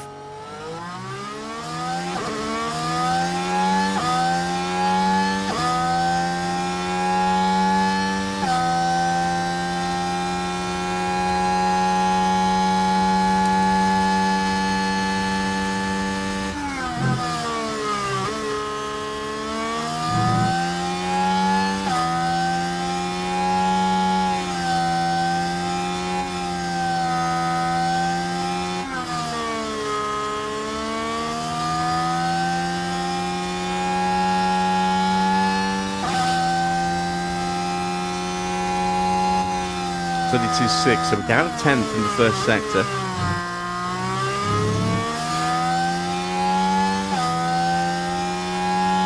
Track water level's the same.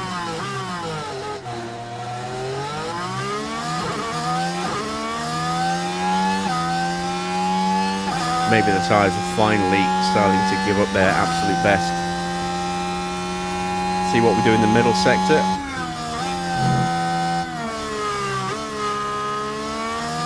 Exit spoon.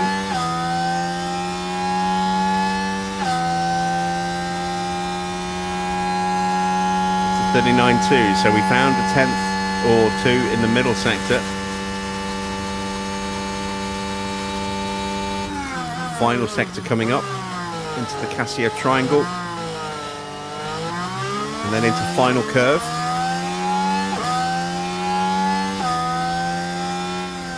This is 20.7. So we found a couple of tenths overall. We stay P9, but we close the gap to Sainz. And now we've got enough time to get back and prep for a final run. Still no change to the water level.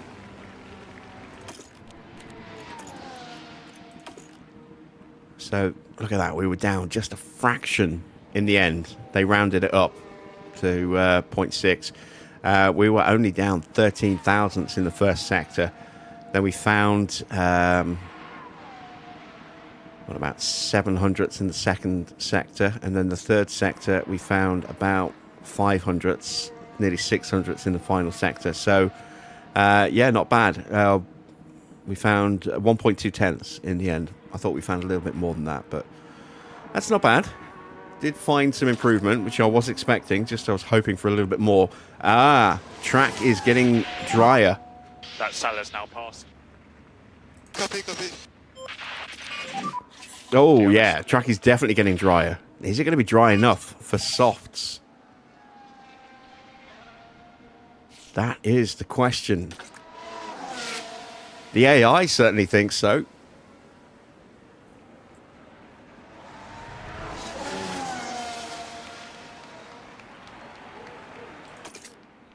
does look like it is going to get drier still all the way down, but is it going to get dry enough for the softs to really kick in?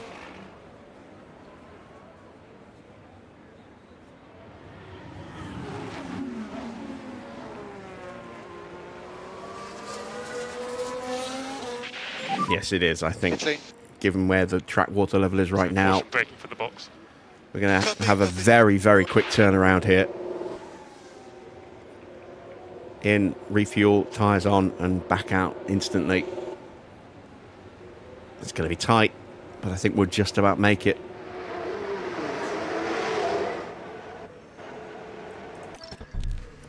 So, change the run plan to 1 lap. Let's put on a brand new set of soft tyres. Try and maximise our chance here. And go. So once again, we're going to be on the track when it's at its absolute peak compared to everybody else.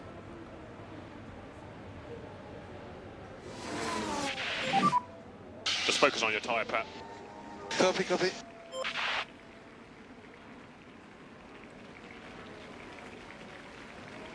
Which, given the lack of performance in Porsche's car, could really help. You know, at least keep him in 9th, maybe even jump him up a place or 2. So who is first across the line? It is Sainz, starting his lap with the track at 0.67. We're only halfway round our out lap, and the track is still getting better. Last car to cross the line is going to be one of the Red Bulls. It's going to be Tsunoda getting... Oh, wow, look at this traffic jam here. You got Verstappen right on the back of Kimi Antonelli. In fact, he's going to try and overtake Antonelli into turn 1. He gets through, so that's his lap okay, and Antonelli's lap probably screwed, and quite possibly Tsunoda's lap screwed as a result as well. Let's keep an eye on the first sectors. But the track was what, about 0.6 as they all came across the line. It's now 0.54, and we still haven't started our lap yet. We're just about going to get across the line in time. Got a good gap in front. Tsunoda was down half a second to his teammate in the first sector, and that, I think, is partly down to the fact that Antonelli had to slow and lift out of turn 1 with Max dive bombing him there. All right, we crossed the line, and the track's at 0.46.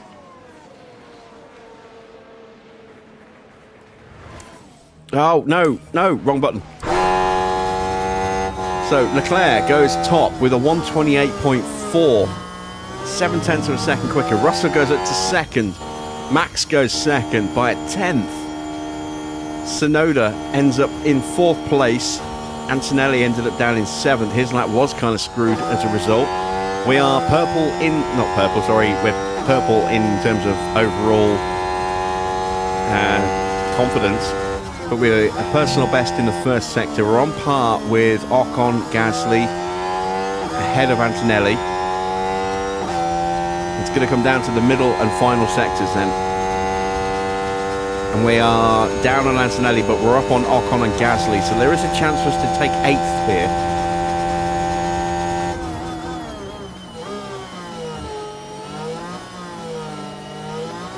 Through final curve. Can we move up? Oh, we can just. We're up to 8th place. We beat out Gasly by 0.04 of a second. A little bit more comfortable against Ocon, but over a 10th behind Antonelli. But it is Leclerc on pole temporarily with that penalty. So Max will start from pole alongside George Russell. Yuki Tsunoda will start his home Grand Prix in 3rd. Then it might be Leclerc. Albon has a 3-place penalty, so it'll be Sainz, Antonelli, and then Porsche. So we could be starting in P7, and depending on whether or not it's a really big penalty for Leclerc, we could even be starting higher than that. Interesting qualifying there. And that is the driest the track's going to be this weekend, I think.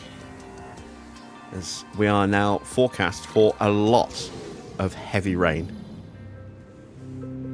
It won't be long before we get underway here in Japan with 53 figure-of-8 laps around this historic circuit. Anything can happen at Suzuka, as Kimi Raikkonen proved in 2005. The Finn battled all the way from 17th to win. Will we see a similar show of will and talent today, I wonder? Suzuka is a high-speed, high-downforce circuit with unpredictable weather. Drivers need to have total trust in their cars to make the most of this challenging figure-of-8 lap. The time has come to fight it out. It's race day.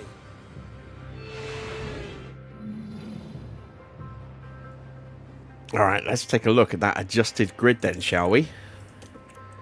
So it is a 3-place penalty for Leclerc. He will start in P4 then, alongside Tsunoda, ahead of Sainz and Antonelli. Porsche up to 7th, who is promoted up thanks to Albon's penalty for taking out Porsche. Mick in 13th, but Mick has got a car that promises points today.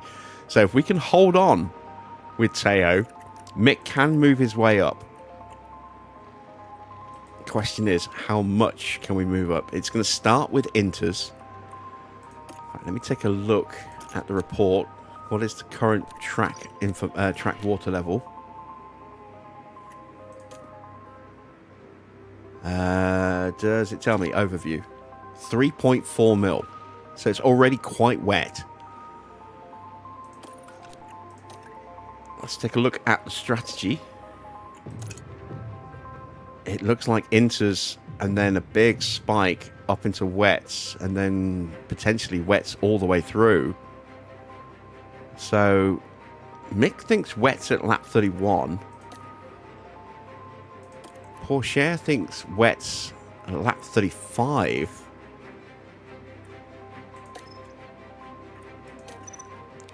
So either that's not going to be a particularly sustained period of wet weather, or the radar is lying to us, or our drivers have just got it horribly wrong, because they're looking at boxing around here when the track is very much looking like it's trending towards potentially Inters. I think we could be on full wets quite early on here, but we'll have to play it by ear. So we're not going to mess around with the tyre strategies. We'll just adjust on the fly, as it were. I'm going to take 2 laps of fuel out, because if we get a safety car, we're going to be massively overfueled. In fact, I'm going to take more than that. I'm going to take 3 laps out. It is 1.8 kilos for a lap. And let's see how we do. The Japanese Grand Prix is next.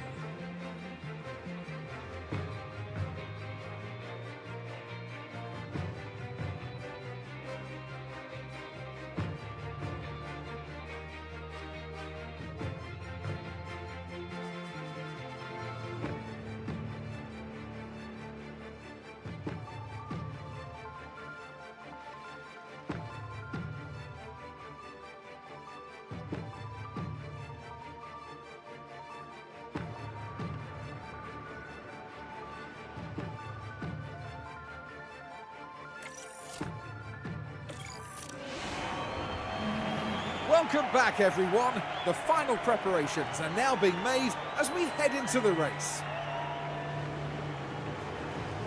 15th isn't really where they should be starting from today. They need to move forward quickly to salvage a good result. So let's see what today has in store, shall we? Get ready. It's the Japanese Grand Prix. And it's lights out, and away we go. Getting some weird reflections from the raindrops off the lights there.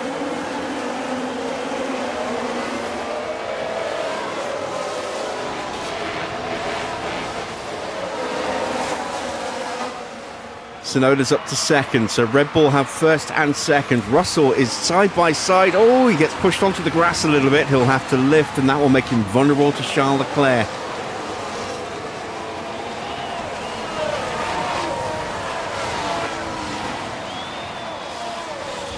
Cut back to Mick, who has Hamilton trying to find a way through. How are conditions?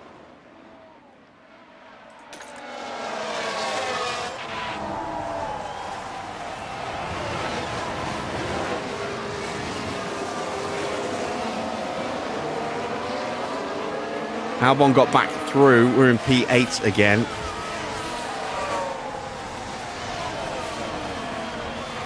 And that's kind of expected.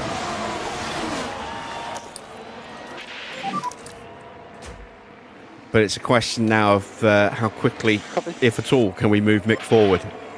The realistic racing mod really has made a big difference to how dirty air affects our cars.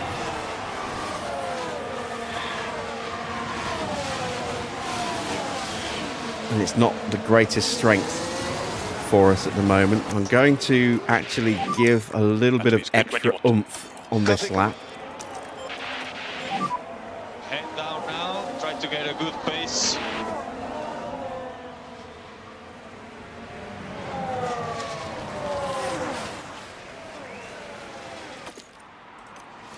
And we're going to go into high overtake as well, because we might need to be able to punch our way through. Let's cut back to Teo. He's a long way behind Albon. Albon's sprinting away from us.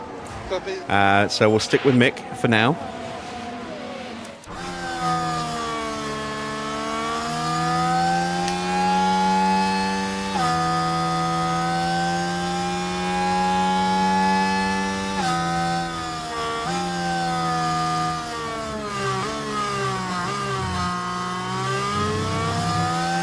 Piastri's got himself up into 10th place. Norris still down in 17th.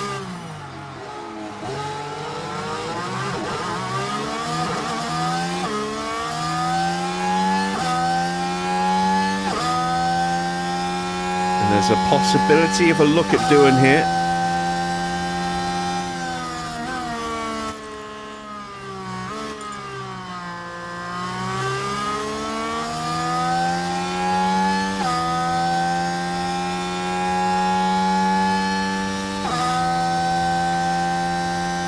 Doing is having a look at Albon at Gasly in the other Alpine, trying to find his way through.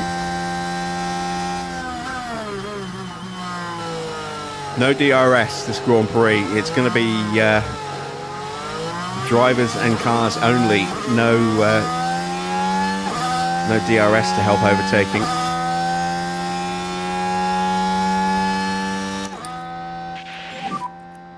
Copy. Now we're going to settle down.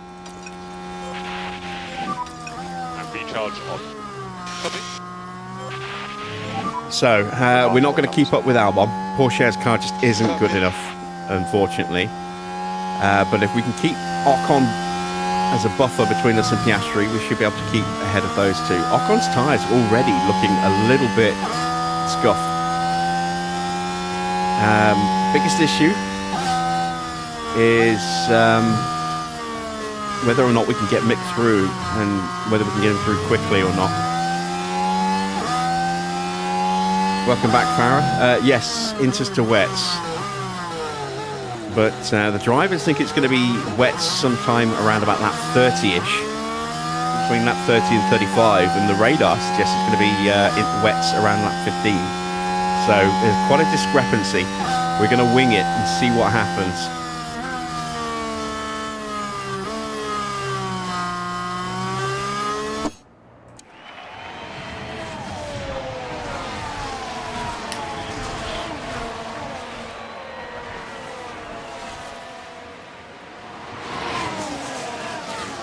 Hamilton just shaping up for a look.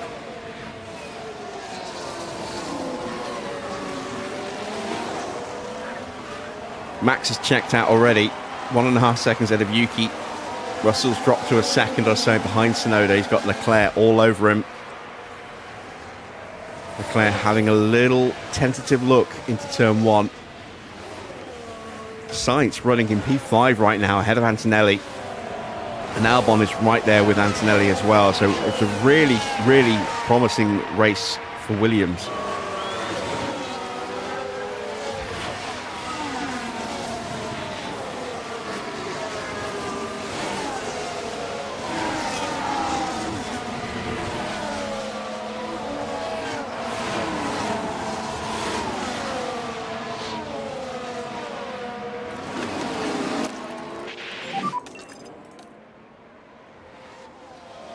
So coming out of the hairpin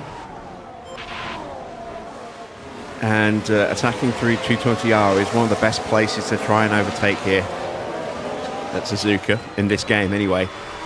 Let's see if we can get the run we need to try and get alongside Doohan into Spoon.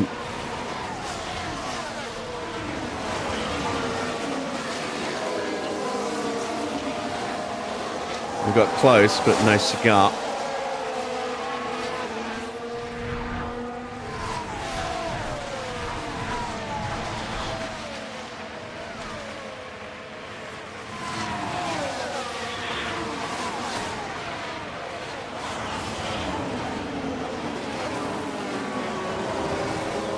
Piastri's putting all kinds of pressure on the back of Ocon here, trying to find a way through. Max continues to stretch his legs at the front, so this could be a very comfortable win for Verstappen, potentially. Very early days yet. Look at the state of Ocon's tyres already. I'm wondering if this big spike at lap 10 is... Yeah, I mean, it says it's going to be wet, doesn't it? So I think everyone's pushing their tyres harder than we are. So let's try upping our tyre pace. All out. Copy. See what happens. Mick's all over Doohan, but can't find a way through. And see if Porsche can start to close back in on Albon here. Pay attention to lap times at the end of this lap. Okay. Let's give it everything here.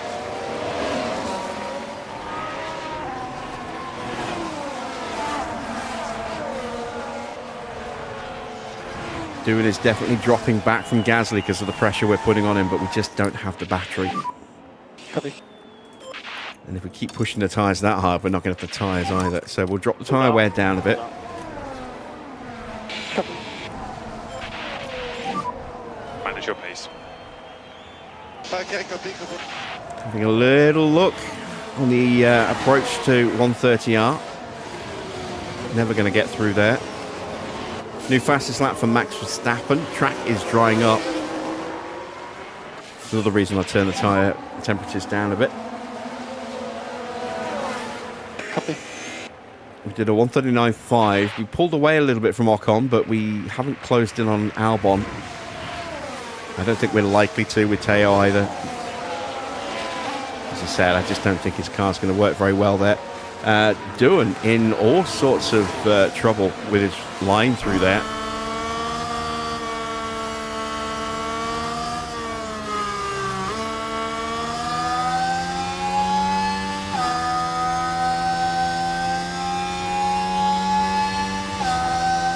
You can see us closing up through Dunlop on the approach to the Degners.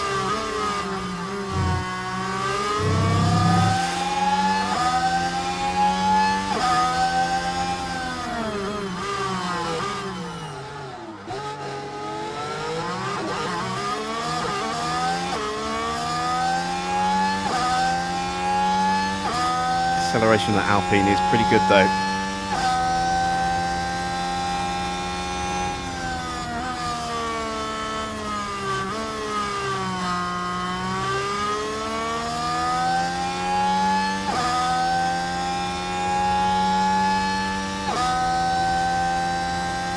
Now we're going to have to contend with Hamilton sniffing around, trying to find his way through. Another fastest lap for Max as the track continues to dry. It's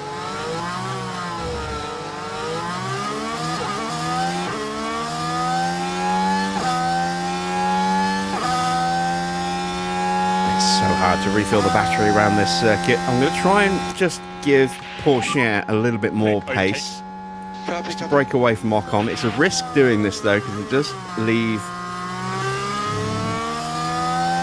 the window or the door open potentially for Oscar to have a move on Ocon. And I think it'll be harder for us to hold Piastri back than it has been for us to hold Ocon back. But I am wary of the potential change of tyres coming up soon as well. So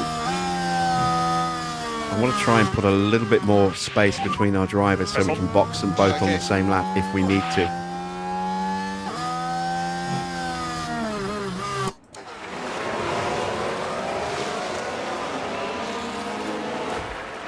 But back to this battle between Russell and Leclerc.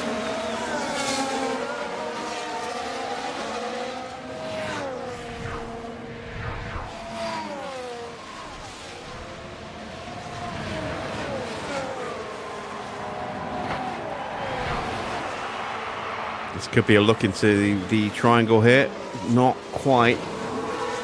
Thought better of it.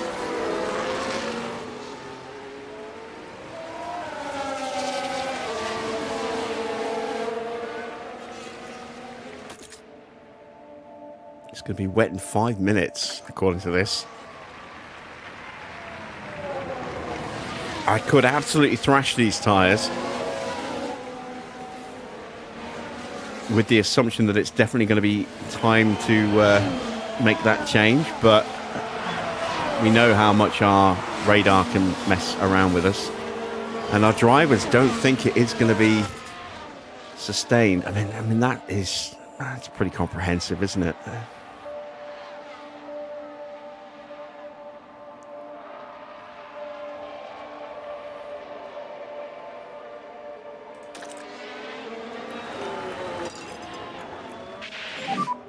We are much faster than him. Come on.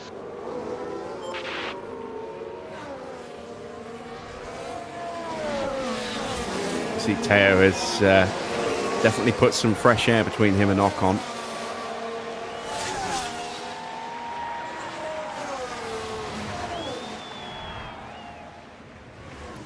At the expense of his battery.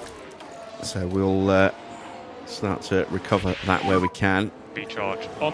B-charge on. Copy. Copy.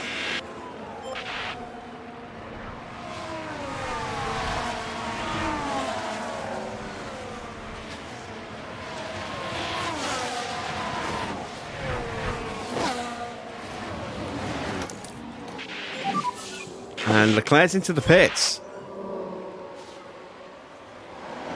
for another set of inters. Wow, that I did not expect to see.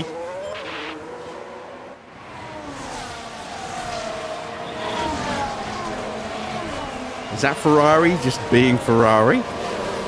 Gotta think it is, given this that's about to hit the track. That is a very strange call.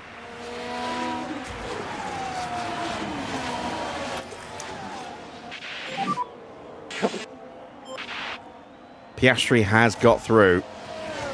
Ocon down to P9 now. Norris is up to P16, but that's only because Leclerc dropped to the back of the grid with that pit stop.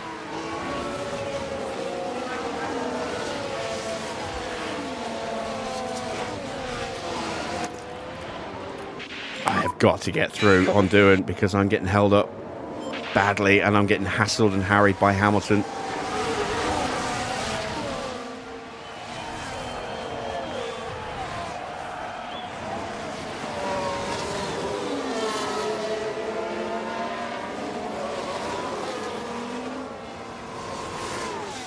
Track's still getting drier.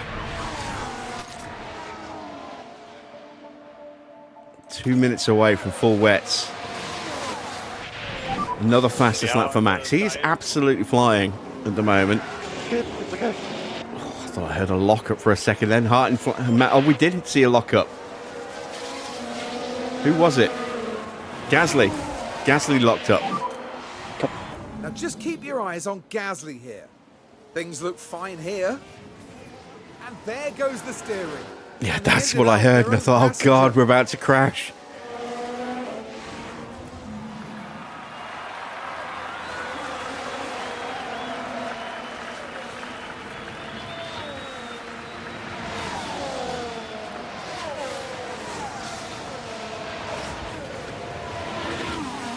Mick just cannot find a way through. And Hamilton's all over us. Copy.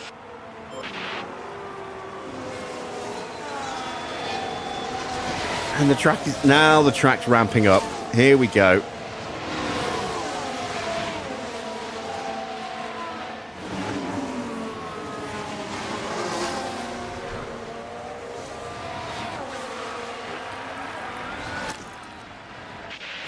Go on, have a look at the inside. Go on. Oh, nearly got him.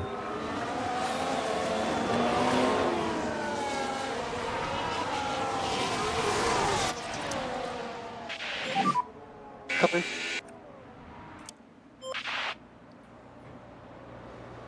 No, he's not going to get through. All right. Frustrating. We're going to go one more lap. Leclerc is up to 21st. And we've got past Alonso.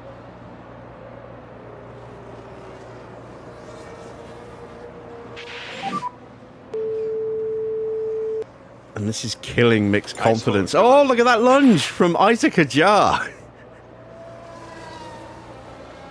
Is he going to complete the move? I think he might. I don't know. Ferrari's got more power. But Hadjar might be able to hang up for the inside line. Speaking of inside lines, Porsche having a little look, but thinking better of it. And Hamilton holds Isaac back, but that was a cheeky little move there from Isaac Hadjar. All credit to him.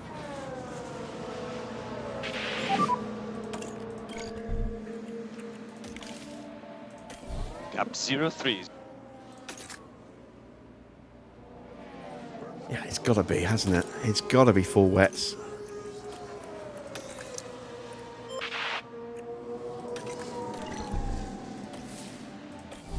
We have got 2 sets. Let's not forget that the AI used some of theirs on first practice Now. on the Friday.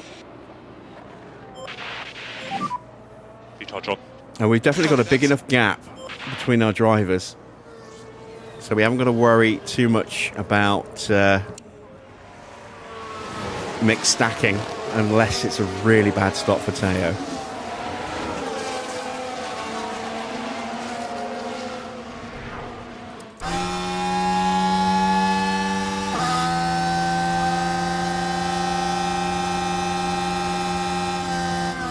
Ooh, so close to having a lunge. So caution braking for the box. Copy. Oh God, Hamilton got us. Box.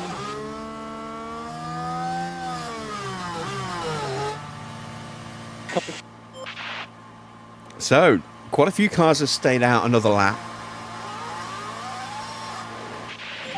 2.391. That's a great stop for Teo. 2.482. That's a pretty strong stop for Mick as well. That's encouraging.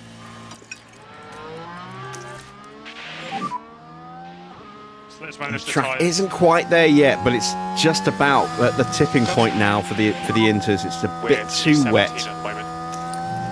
Got Alonso in front of you. Gap to Fernando 4 seconds. Ocon has jumped Gap us as a 9.3. result. That's a little frustrating. But we're on the right tyre at the right time. Copy. And let's see what our split times are in the middle sector compared to the rest of the grid. Gap 2.1 ahead.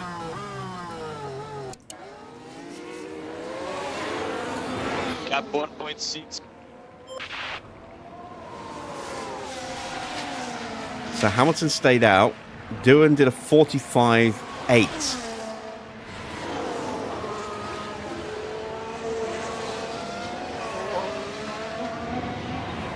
And now we should see a flurry of activity in the pit lane and potentially some people getting held up. Hamilton's in. Doohan's in. we did a 44.4 and a 44.6, so we were a second up, over a second up, just in the middle sector. And the track's getting worse and worse. Hamilton has to wait to be released for Lawson coming through. Can we get back out in front of Porsche? So in front of Hamilton again. Here comes Mick. Yes, we can. We've retaken the position. And Bortoletto has jumped Hamilton as well. So we definitely made the right call to stop on that lap. Now, how long is it going to be staying on wet? Is it going to be wet all the way through to the end? It could well be. It could well dip back to inters for a period around here, though. I don't want to thrash the tyres just yet.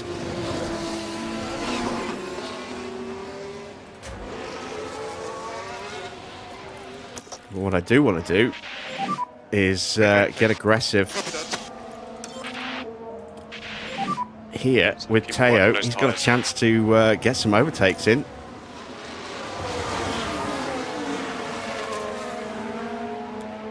A lot of cars have stayed out on those inter tyres.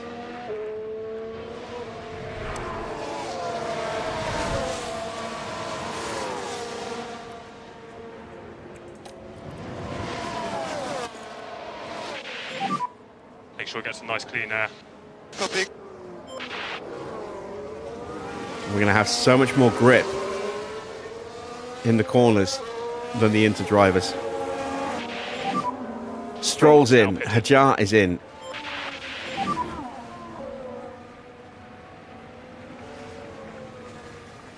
Wicked job.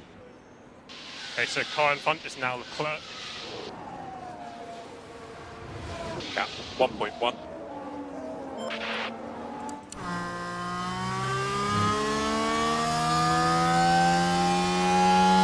Look at the lack of visibility. And look how slow Leclerc is through the center S's.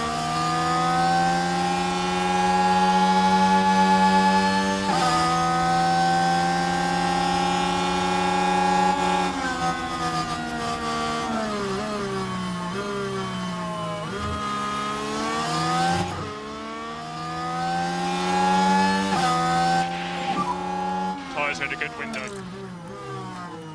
Copy. This is working out beautifully for Teo. He's up into peak confidence. It's not quite the same impact that it would have been before. Now that we've got the mod that reduces the impact of mentality and so on and so forth, but it's still nice to get him up there for that extra little boost. Ocon has got an issue. Didn't see... Well, I saw the replay, but I didn't click it, so I don't know what it is. I'm driving us in clean air because I want us to be able to just get those lunges done in the braking zones. Because that's where we have the grip, but I think we've gone past that point now. Where we should just stay like this and then make the natural overtake.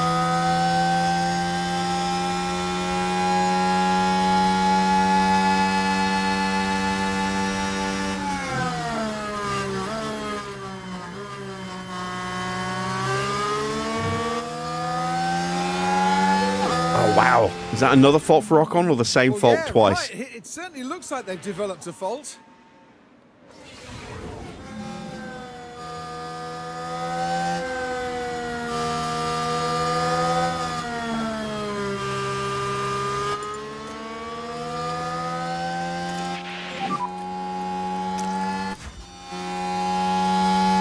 Copy.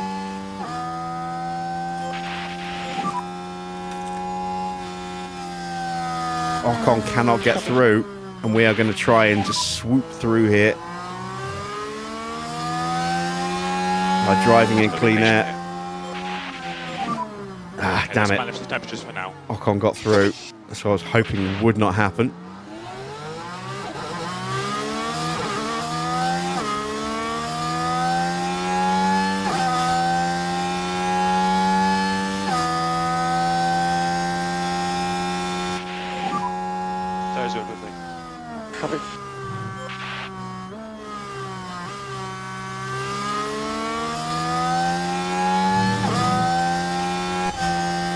They are still unable to get past Norris. The car just isn't quite good enough, despite having the better tyre.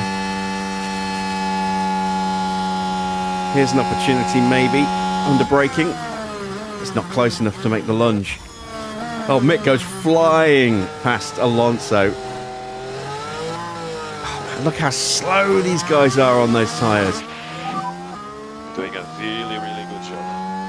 Currently P17.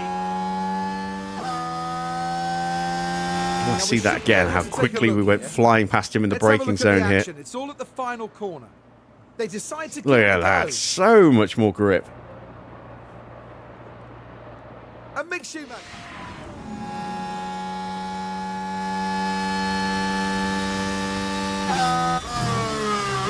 Porsche finally gets through on Norris and can immediately go after Gasly.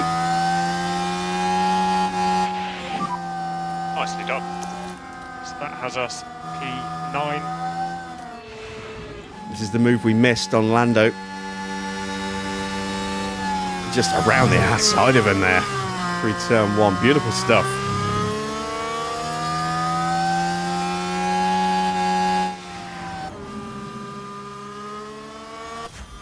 And there's Mick. So Mick's right behind as well. Ocon's in between.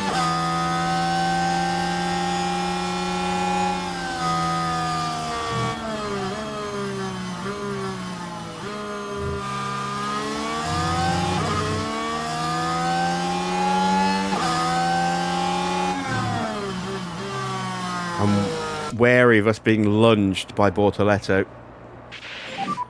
The car is coming to us. Lovely. Water level is holding, but it's going to start to dry off a bit soon. Porsche's already through on Gasly. Where did he get him? Into the hairpin. Yeah, there's Norris. Then it was Ocon, then Leclerc, then Mick, and then Bortoletto right behind him. So, very close. Porsche can now set after,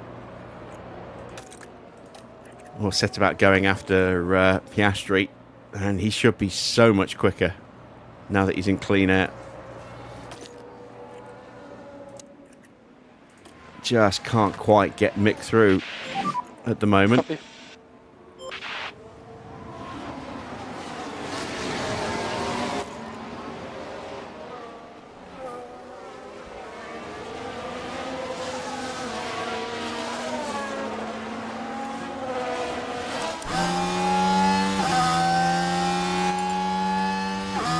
I think we're going to have to be a bit more selective when we actually do pop this. Copy. Ah, damn it, he just covered us off then. Thought we had him. Yeah, copy.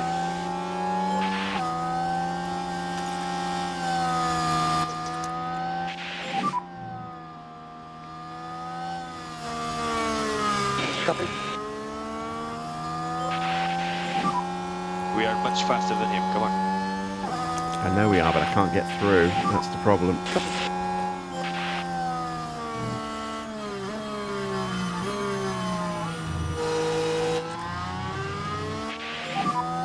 Copy. There we go. Ocon gets through on Norris. Can we follow him through? Copy. Doing a good job. Come on.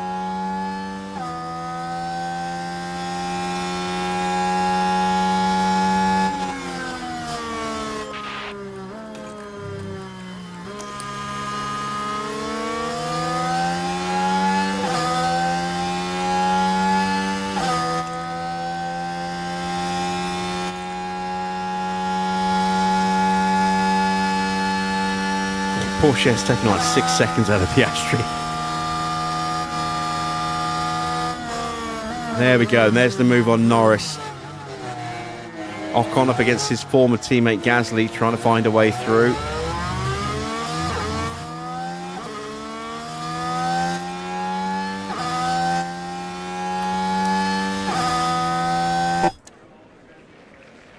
Look at this is crazy.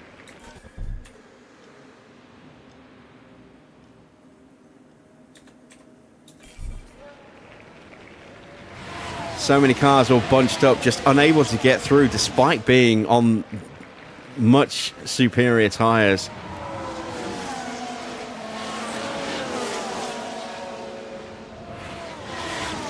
Ocon's got through on Gasly, so he's going to scamper off into the distance. We're just 6 seconds behind Piastri now. Track is starting to dry up, so we're losing the outright advantage. As we have a look into the Degnas, we get him through Degna 1, and we're already through before we even hit Degna 2.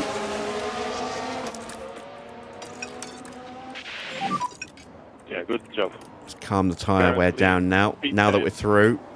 Bortoletto making a move on Norris. Hamilton gets past Leclerc. I still can't quite understand why Ferrari boxed Charles Leclerc from third place down to the back of the grid. And now he's stuck on the wrong compounded tyre. This is very much a Ferrari strategy, isn't it? Very much so. Let's cut back to Porsche, who is now just 4 seconds behind Oscar Piastri. He's doing a 151.5 last time around. This time he does 150.4 because the track is starting to dry up. We did a 145.7, so we're still nearly 5 seconds quicker than him. 4.7 seconds quicker.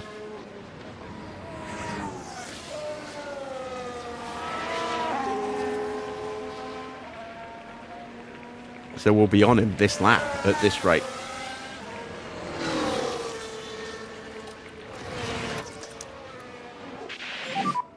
Recharge on. Copy. Bortoletto's now through past Gasly as well. So Bortoletto having a much easier time getting through the traffic than we are.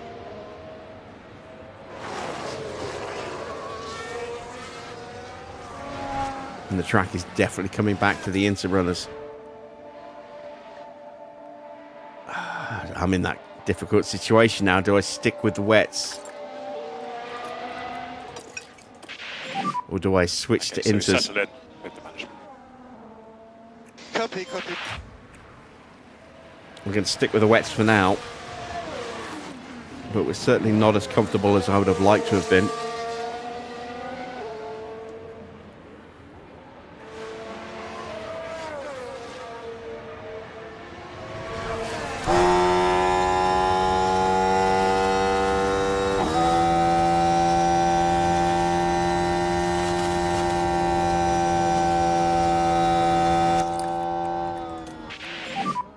Recharge on. Copy. We are still on the optimal tyre.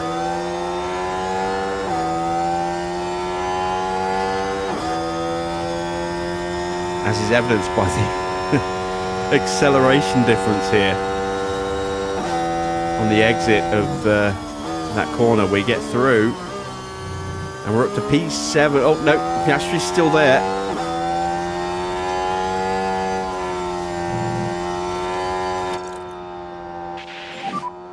All out. Come on, complete the move, complete the move, complete the move.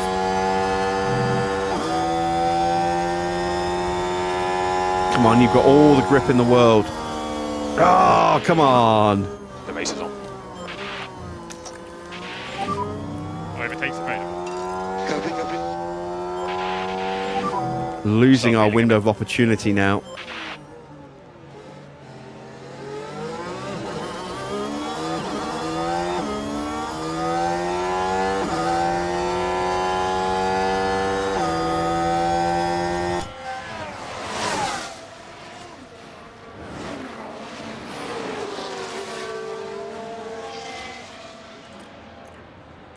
Yeah, we've lost our window of opportunity. Easy on the tyres. Oh, it's so frustrating. We had him. Recharge on. For the briefest moment, we actually had him, and then we could have got straight through on Albon as well, but somehow he managed to hold us off. He's upped his pace trying to get past Albon. Look at the state of the tyres of the cars in front of us as we now switch below 4 mils. So we're now in that weird crossover period where both sets of tyres are okay, but neither are at their We're best. currently P8. Piastri is going to have a look at Albon. We're sat right behind the pair of them. And I am going to go into harvest mode because until they stop fighting, I'm not getting through. I'm also going to save a little bit of tyre wear. Copy that. Okay, recharge on. Copy. Okay.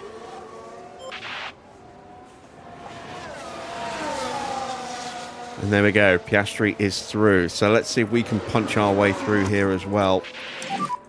Click, overtake. Click, overtake. Copy, copy.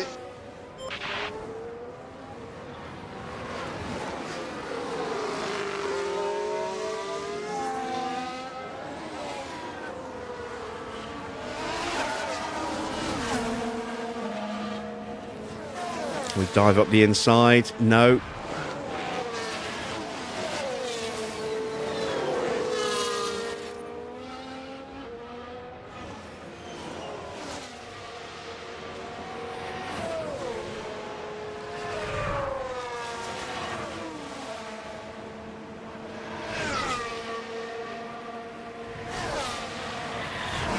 Shuts the door on us through 130R. What about here at the triangle? No. Can't find a way through. And the track is still getting drier. Your battery's drained. Copy. I'm starting to think now Inters might be the right choice. But we're going to stick it out on these tyres. Copy, copy.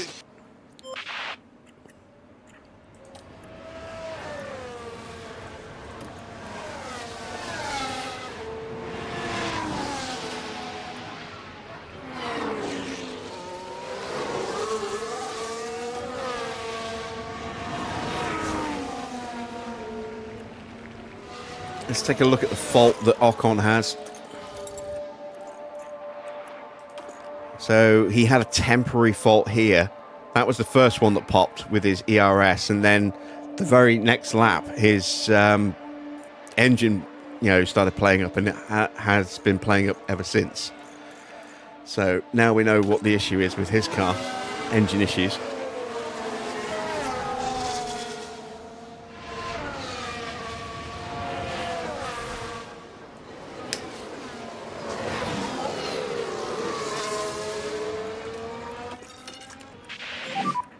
Management as discussed.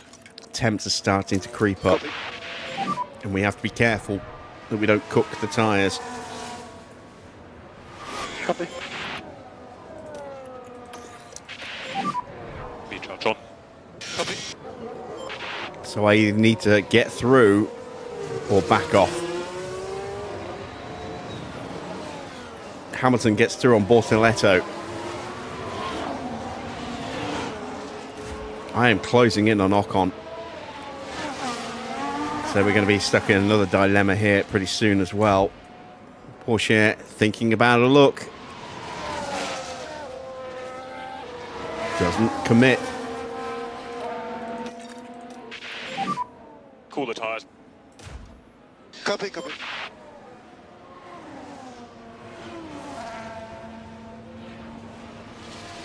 And now Leclerc is on the right tyre again, but his tyres are worn out. He's down in 14th.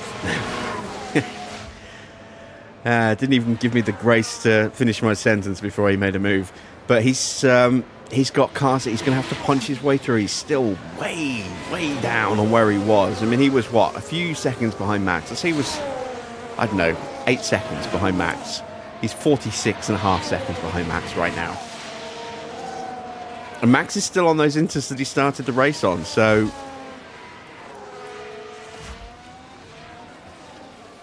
This tyre's definitely starting to overheat. How long till we get back to full wets? A while.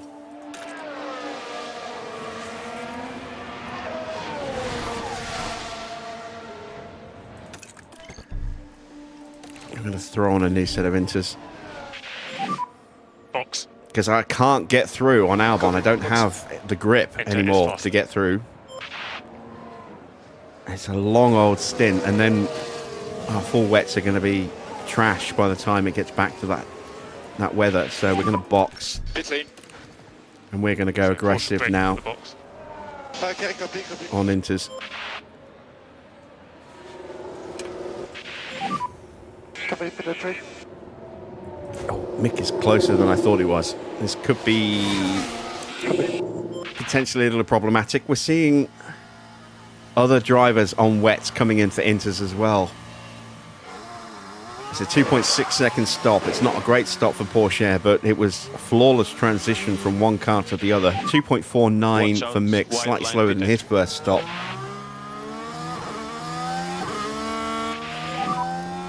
See a P14.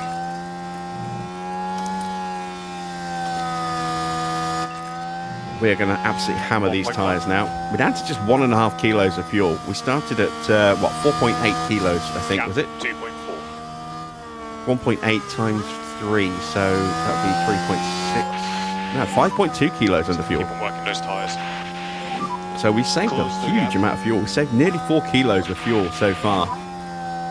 And we're not even at half distance yet.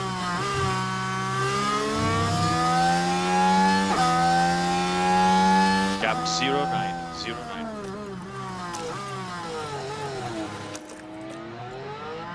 Gap 1.1.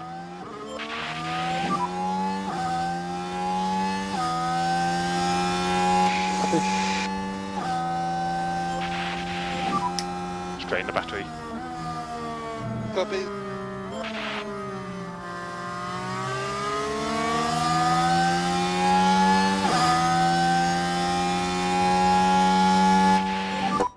Tires are okay.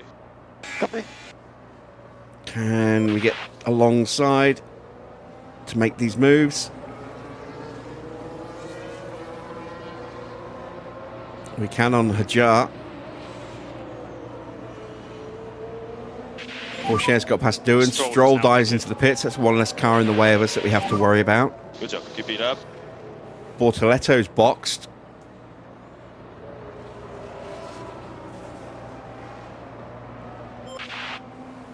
We get through on Gasly with Porsche. So back up to P11, Nice job. and we can Perfect absolutely line. thrash these inters. Gap 4.8. Oh God, look at that, 10 minutes till it's wet. But if I'd known it was going to go that soon, I would have hung it out as long as I could. But I think potentially we've made the right call. It's hard to say. Need to get past Doohan quickly here.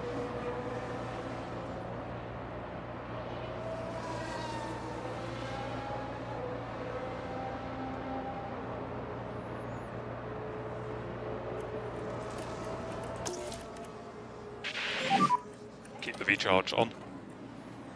Copy.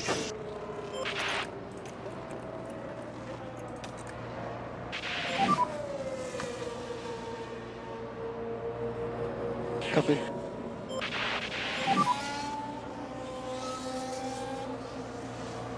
Copy.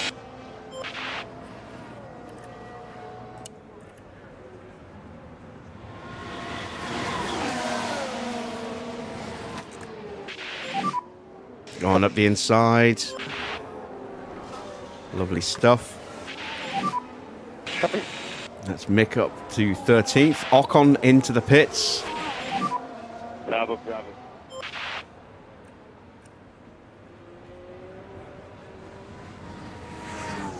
And has got back in front of Ocon. Gasly's tyres are dying, so hopefully we'll get through here pretty quickly.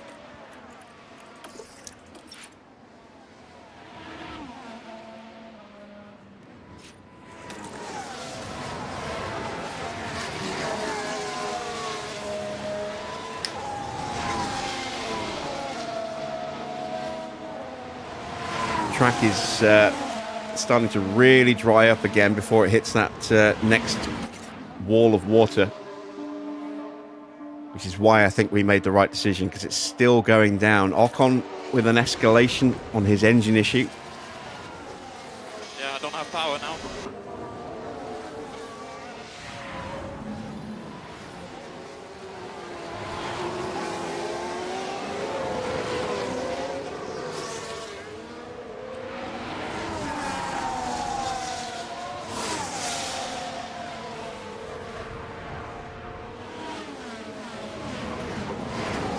now the wet tired riders, there's only 2 of them left, Doohan and Hamilton. They are really going to be struggling in these conditions.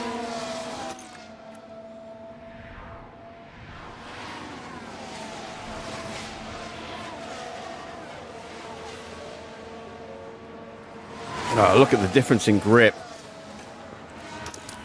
Able to absolutely fly through 130 yards despite being in harvest mode. Gasly's tyres are almost gone. He's probably just riding this out now until it goes to full wets. We are going to absolutely sprint now.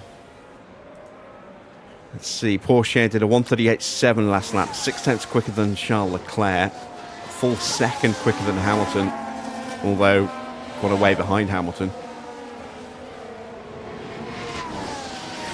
I think Hamilton's tyres, if he's trying to tough this out... Oh, we've got a yellow flag. Oh, this could be interesting. It's not us. Oh, it's Let's Bortoletto. take a closer look. Right, so this was the 4th corner. And that's where That's they not serious, slightly just a got little off bit the of track. lawn mowing there. Really Trimming the verges. I think if Hamilton does try and stick this out until the big rain comes again, I don't think there's going to be enough life left in those tyres to be competitive. So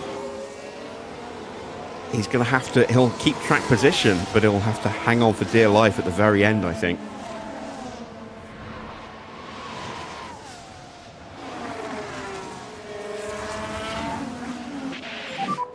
Fernando started to slow.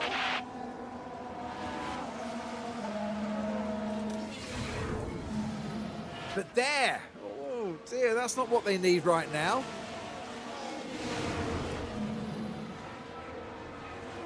Let's cut back to Porsche, who's now just 3 seconds behind Leclerc and closing in quickly.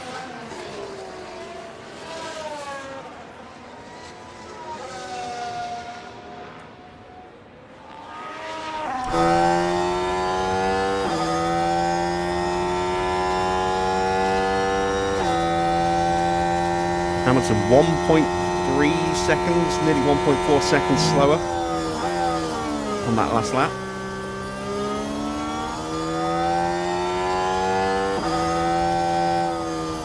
Doohan's tyres are close to exploding. He's going to have to make a judgment call very soon.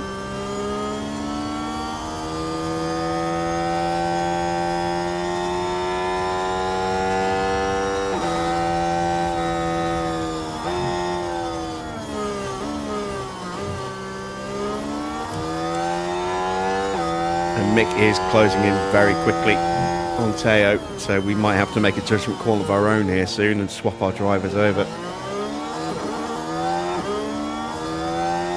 we want to maximise Mick's race.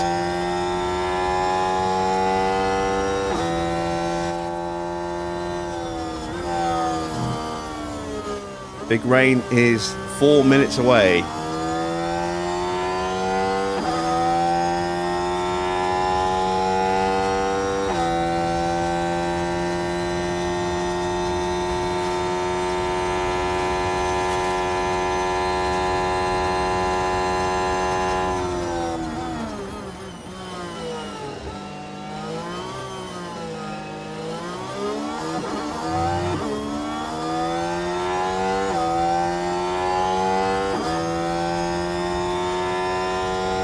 Seconds to Hamilton on that lap.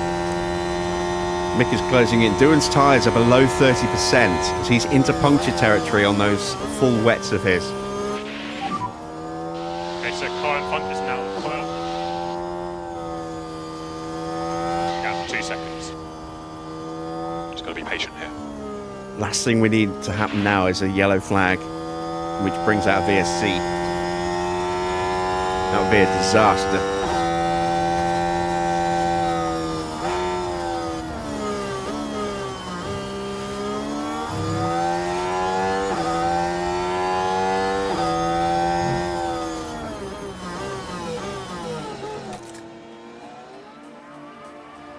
And the full wets we're going to put on, we're going to ride to the end of the race. It will dip back to into territory for a spell on those tyres, I think, but it will then go back above 4 mil again. And there we go, Doohan has punctured. Yeah, hit that curb on the exit of Degner 2 under the bridge, and that popped his tyre.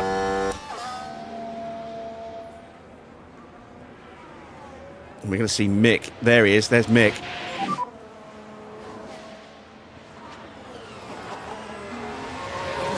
We're just a second behind Charles Leclerc here. This is incredible, the way this race is working for us.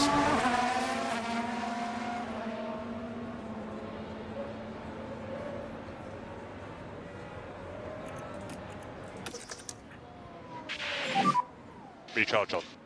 Okay. Start to rebuild the batteries of our drivers, ready for the switch to wet tyres.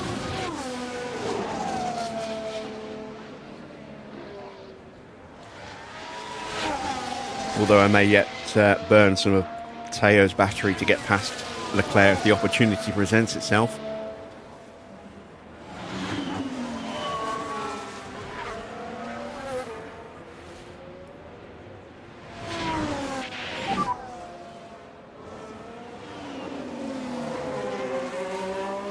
From 1 second. So stay disciplined. Doohan stayed out. He's trying to. Is he trying to stay out until the rain comes? I don't understand why he didn't box. He might retire at this rate. He might get a puncture on one of his other tyres. Russell's into puncture territory.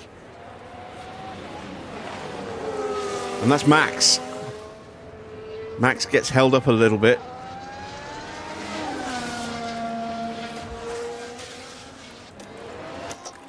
Let's see if we can actually punch our way through here. Copy. There's Hamilton.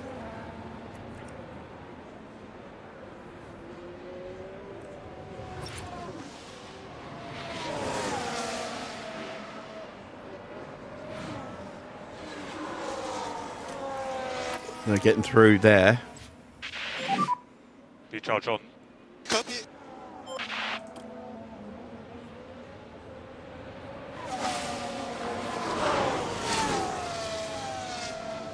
Everyone's waiting on the rain. And here it comes.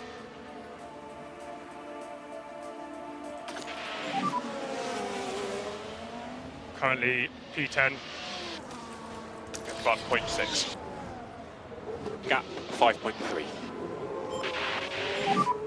Use your battery. Copy. Hamilton is so slow at the moment. He's 4.5 seconds slower than Porsche on that last lap.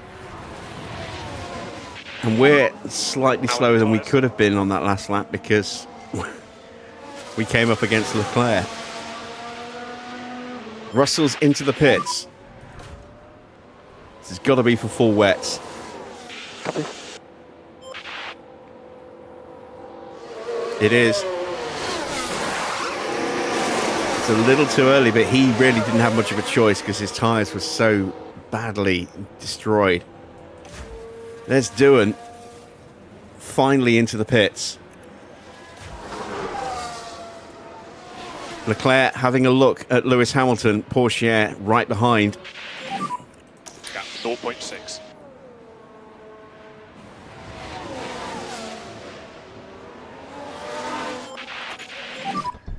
Copy. Brand new set of full wets for both drivers. Box, hit confirm. Box. Box. Copy for And box. may yet delay by another lap. We're seeing a lot of cars into the pits. Doohan's gone out on a new set, well, not even a new set, a worn set. The set they used on Friday first practice. That might be the case for most people. Looks like a fairly new set for George.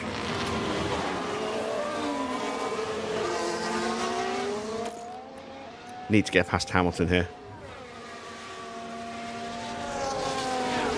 Max is in. Race leader into the pits. And I am going to go one more lap, I think.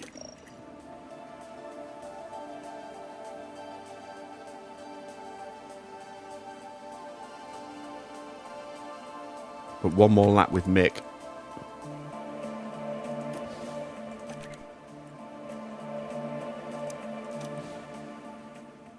Actually, no, it makes sense to keep Mick coming in this lap.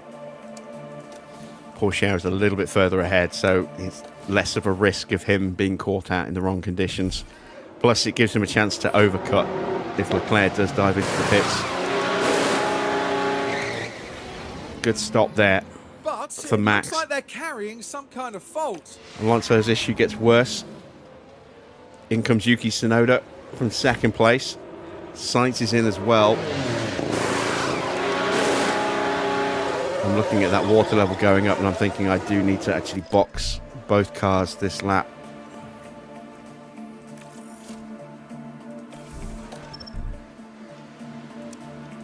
Have I caught him in time? I couldn't get past Hamilton. Okay, copy. Box. Leclerc's in. Leclerc's pitted. Hamilton stayed out. He's not going to try and go to the end. Surely not. His tyres are in puncture territory now. Braking for the box. Copy.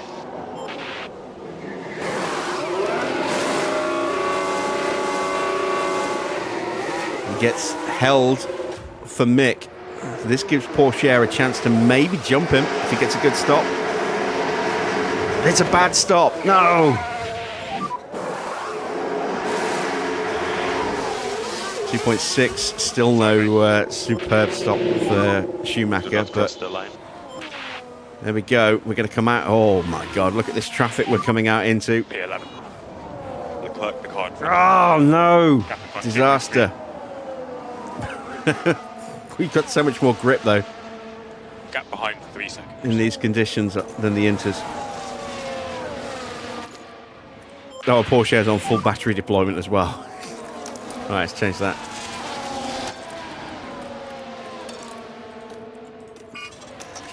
Gap 03. Oh wait, that was Mick who we were watching. Gap 03. So yeah, Mick needs to find a way through. Eyes forward, come on. There's Oh, back he's on. getting absolutely screwed over in this Grand Prix, is Mick, unfortunately.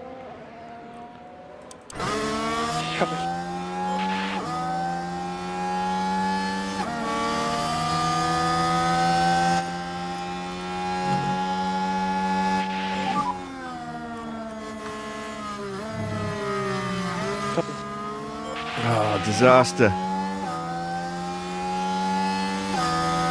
Copy. There we go. At least we should be able to get him into peak confidence pretty quickly. Well, there we go. That was pretty quickly. That's it, good job, come on.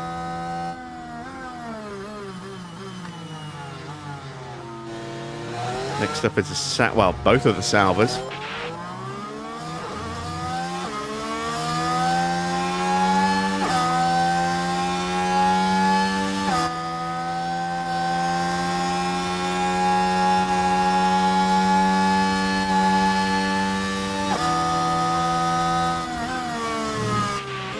As we go around the outside of Nico Hulkenberg. Come on, eyes forward, come on.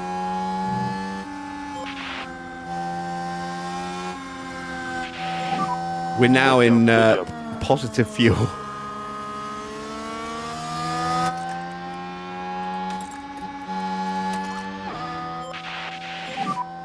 You're good to reduce lift and coast. Copy.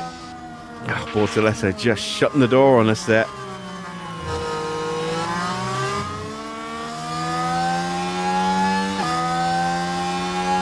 Cut to the inside, and that is Bortoletto. Hamilton has stopped.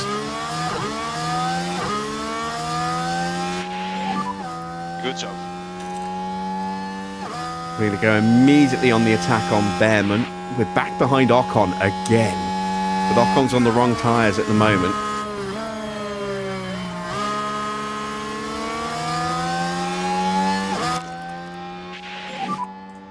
overtakes available. Copy, copy. Can we get past Ollie the Bear Bearman?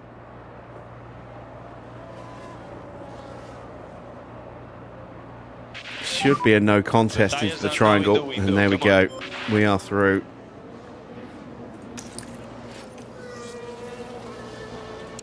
Right, let's cut back to Porsche, who is closing in on the back of Lewis Hamilton. Still a chance for a double points finish here. It's going to be tricky.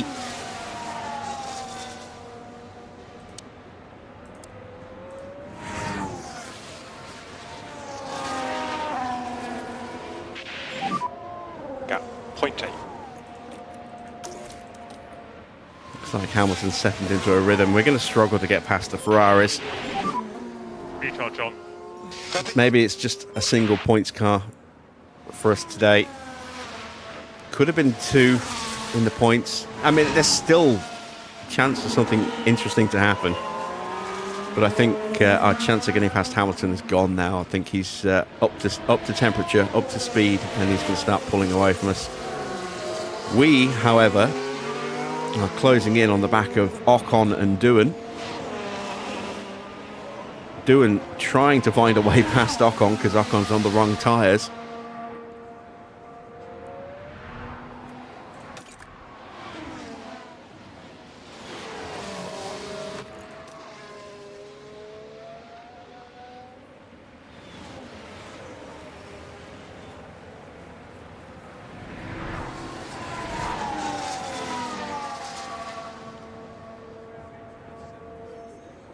If only Mick had been the driver who was, in the top 10 instead of Teo, in qualifying, this race could have been so good for him. Because the car in his hands here clearly has pace as Doohan pulls out the way to let us through. And we immediately jump up the inside of Ocon. We'll get him into turn 1. Eyes forward always, eyes forward. We should do. Apparently not. That's a little frustrating.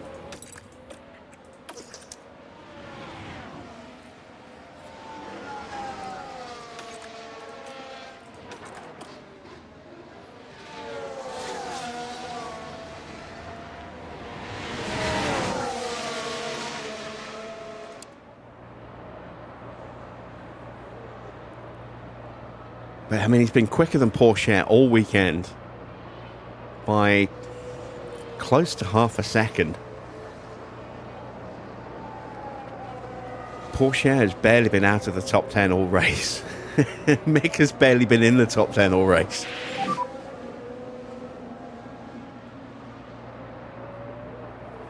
It's coming to us.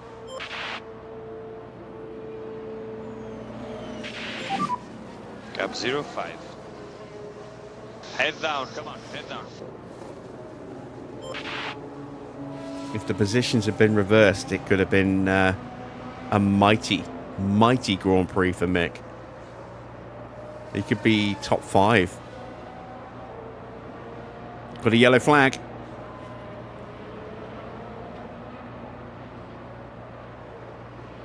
It's just Stroll doing a little bit of verge trimming. Oh, behave yourself, Doohan.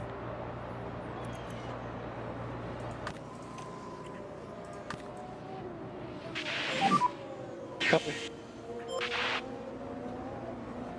This time we are going to go driving clean air through turn 1. And if he covers the inside, we'll see if we can swoop around the outside.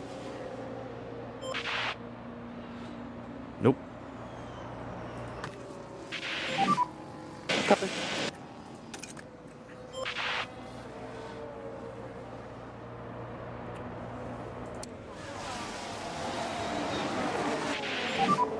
Come on. Look how much time we're losing.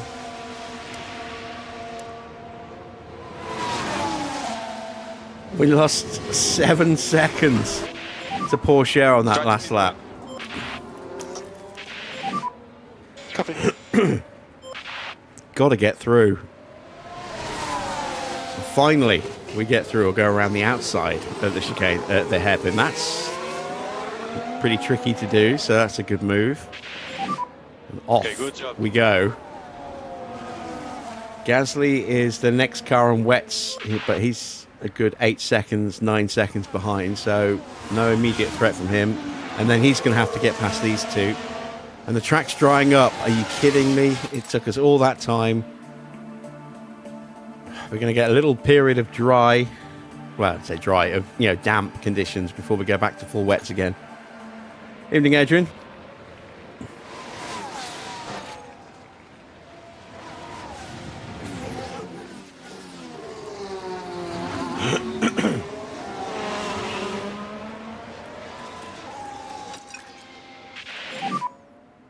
So into our tyre management. Copy. All right. We are good.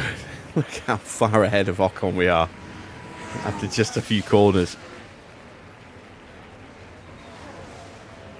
This has been such a comfortable race for Max. I don't think he's ever been out of first place. I think he's led every single lap so far. Let's have a look. Yeah, he's led every lap.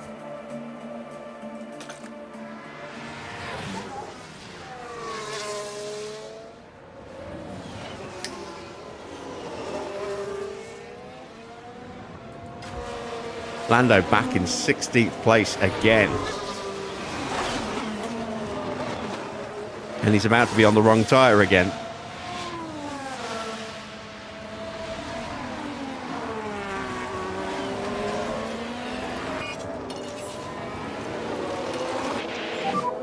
Management will help the traction. Copy. 15 laps to go.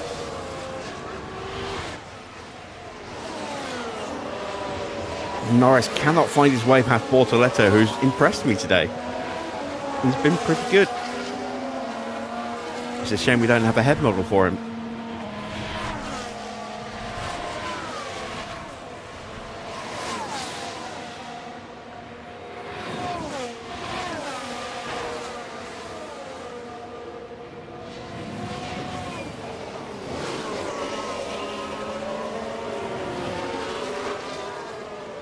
Because we have one for everyone else on the grid.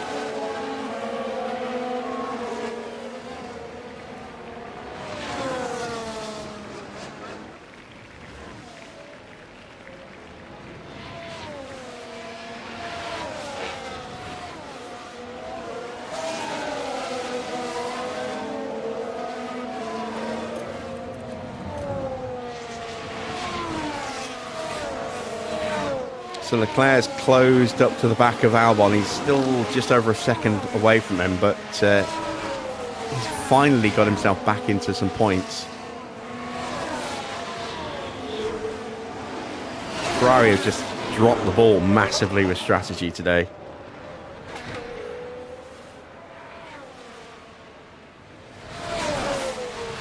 Piastri's had a really good race to get himself up into 5th place.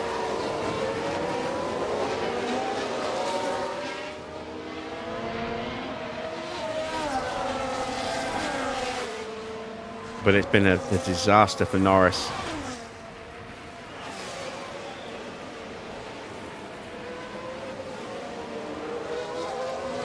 Where are we in terms of pit stop times? Are we still up there? Porsche's up there. But unfortunately, Mick got bumped. So no points for him and only 4 points for Teo as things currently stand. Unless there's some more late stops. Hulkenberg and Kajar are going to be putting so much pressure on Norris in a moment. It's not even going to be funny. He could drop down another 2 places in very quick order here because he can't get through. And now, very much the wrong tyres for the track conditions. This is why I'm putting mine into Understood. lowest tyre setting pace. This will allow Ocon a chance to try and close back in on us. Saturate, lift and coast. Copy. Never did find out what the fault was with Alonso. Let's have a look. Oh, gearbox. Yeah. Gearbox is trashed.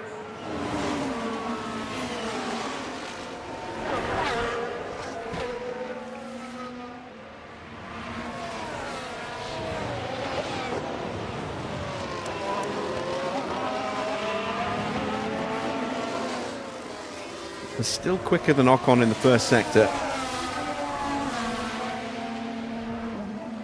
I mean, his car is really not healthy. Let's see what he does in the middle.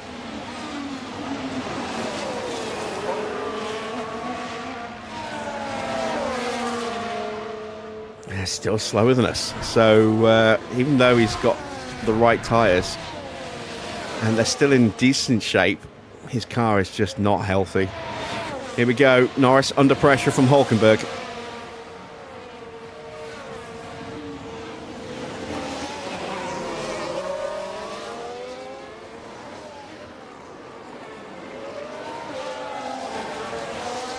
The big water comes back in a few minutes. He just needs to hang on for a few minutes if he can. Hulkenberg just cruising through. But these guys are going to be vulnerable as soon as the track starts getting heavy wet again, because, I mean, their inters are in rough shape.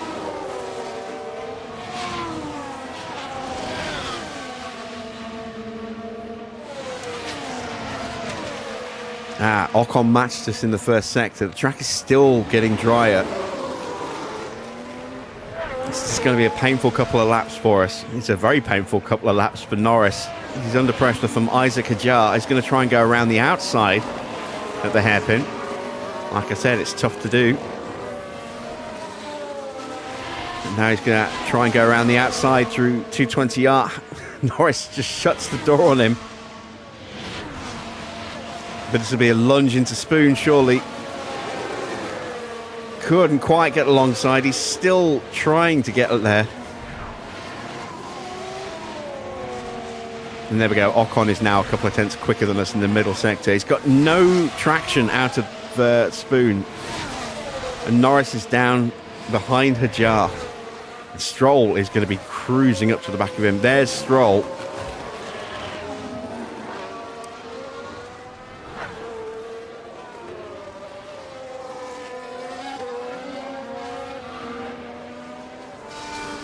Ferraris are potentially cooking their tyres. Hamilton's tyres are getting melted because it's not just him on tyres that are really not designed for this this little water on track, but he's in dirty air as well. And same for Leclerc. Leclerc's stuck in Albon's dirty air. So the Ferrari tyres are going to start to melt. And maybe we can sprint Porsche in the closing stages.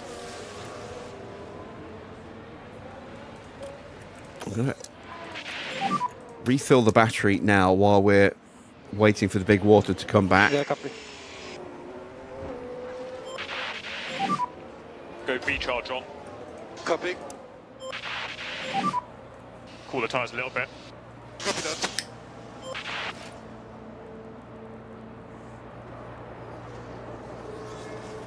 Seven seconds is a big old gap. But I'm hopeful that Albon will hold up the Ferraris, because we are lapping quicker than they are at the moment. And let's say the more that these guys fight, the more they're going to overheat their tyres and lose some grip and some pace that way. But they're going to slow themselves down by going defensively through corner sections as well. So this might give us a chance to try and creep back up to them. Ocon's taken about half a second out of us during this this period, and any advantage he had got is fast evaporating as the track starts to pick up more water again. 10 laps to go as Max has crossed the line. Yuki in the chicane right now.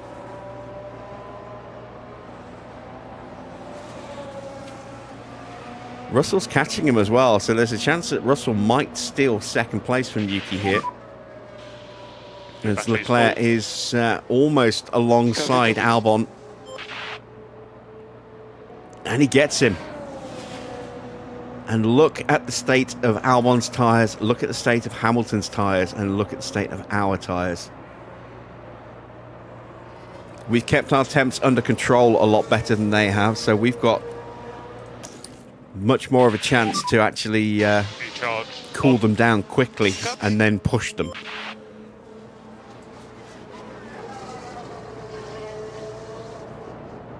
And we have taken time out of them. Albon's down to 9th place. And there is all of a sudden a real chance of us potentially getting past him. I don't know if Mick's going to be able to do much. He's 20 seconds behind because he got stuck behind Ocon for so long. But our tyre temps are really starting to come down. We can push the fuel again. Cancel lifting close for now. Copy, copy.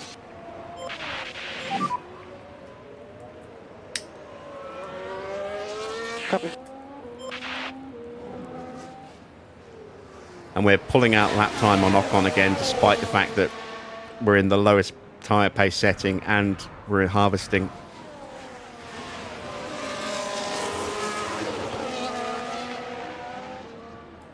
Tyre temps are coming down nicely.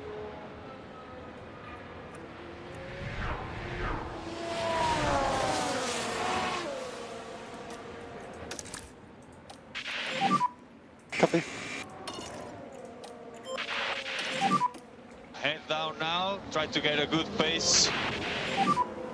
All out now.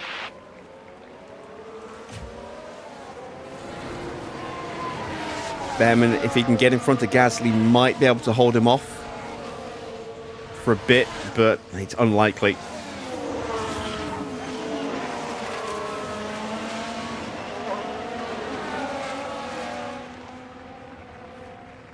Norris has been passed by Stroll, and he's 2 seconds behind him now as well. His tyres are almost gone too. Lawson's tyres are very close to the puncture range, as are Albon's and Hamilton's.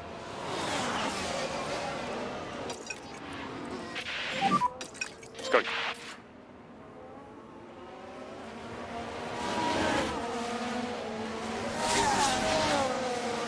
Bortoletto's in. He's getting off those inters for a set of wets.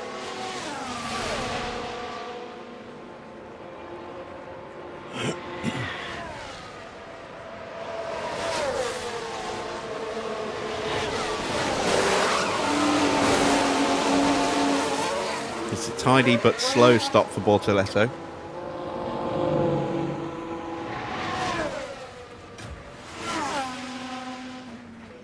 Porsche is closing the gap. Don't want to push him just yet. We've almost got these tyre temps back under control. Took almost a second out of him on that last lap. Can't leave it too long because we are running out of laps.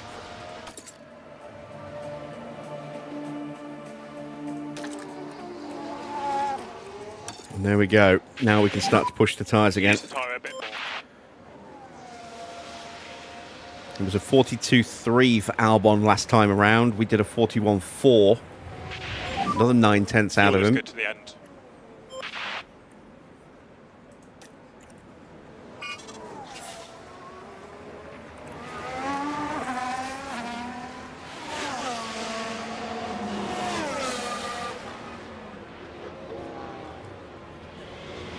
.41.0 for Mick. This is what I mean about it's so unfortunate that Mick is the one who suffered in qualifying as Ocon dives into the pits, because he's been a good 0.4 to half a second a lap quicker all weekend. He could have been up here somewhere had he qualified where Porsche ended. It's an okay stop for Albon. Hulkenberg's in as well. Not Albon, Ocon. Again, nothing spectacular from Sauber. tidy and to the point, but not amazingly fast. Hamilton's tyres are in the puncture zone.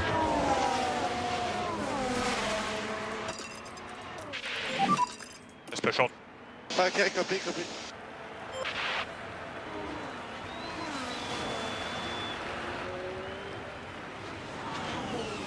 There is Albon, 2.5 seconds behind. His tyres aren't much better. And we are now getting ready to attack.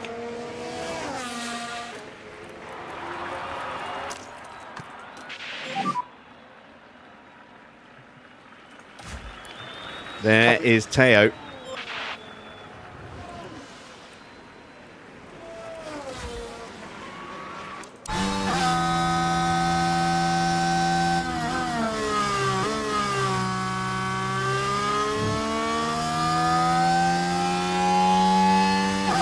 Albon's tyres now potentially in the puncture window as well.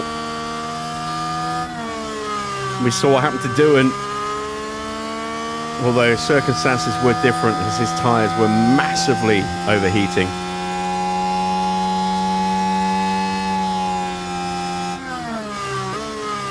Behrman's in.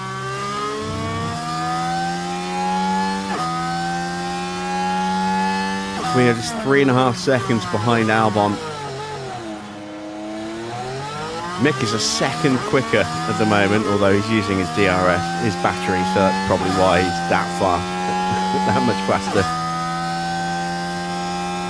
Saving mine until I get close enough to be able to strike. Still got 5 laps, 6 laps to go when we cross the line.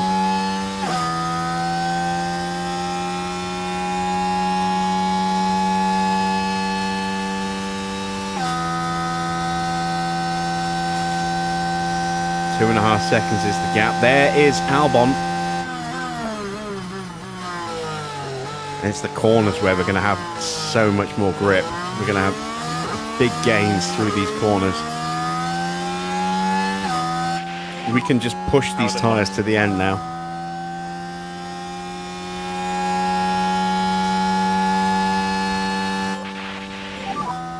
Six laps.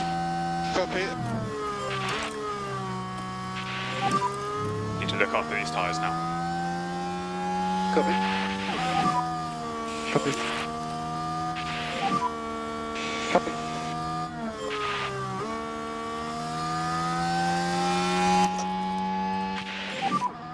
Energy's good to keep on pushing. Copy.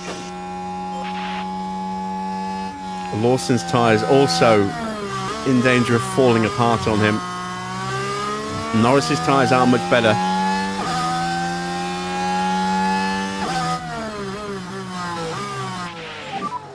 Alex, the car in front. 1.2. Just got to be patient here.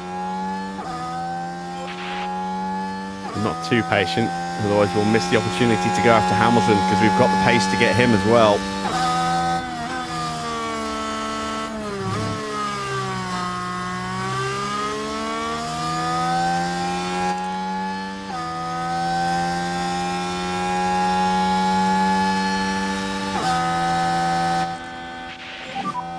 Let's have some clean air when you can.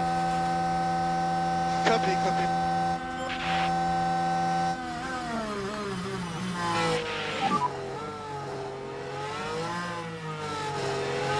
Copy that. Just chip away this time. This should be a straightforward overtake into turn 1 here. Copy.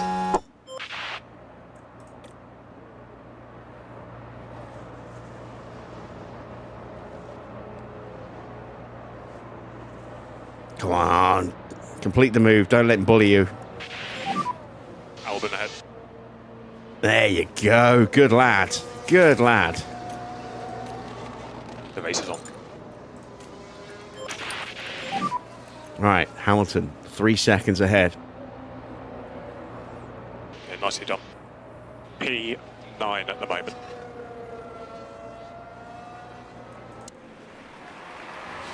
Three seconds. Okay, so recharge on. Copy. Need a big There he push. is. There is Hamilton.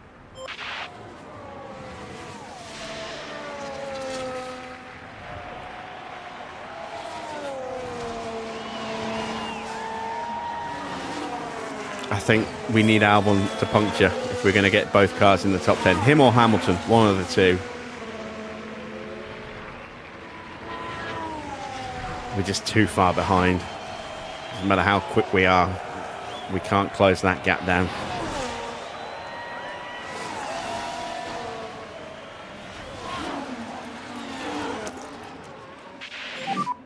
Remember to click overtake. Copy, copy.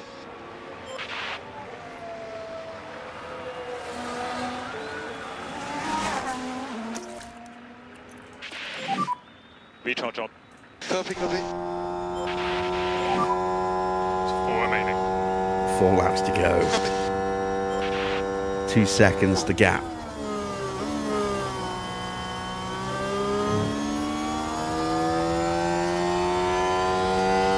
We took 3 seconds out of Albon, but we need to be taking at least 4 seconds a lap if we're going to catch him. Hamilton at 1.9. So stay disciplined. Tires were moving.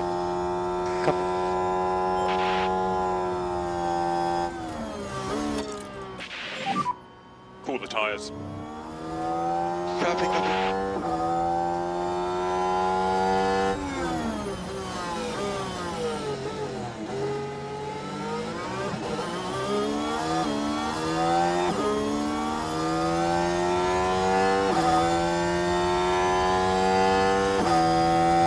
Just chipping away, little bits here, little bits there.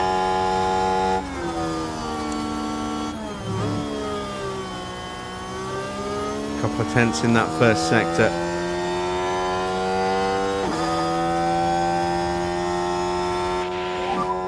Gap 1.3. 4 tenths in the middle. Mick took 8 tenths out of Albon in that first sector.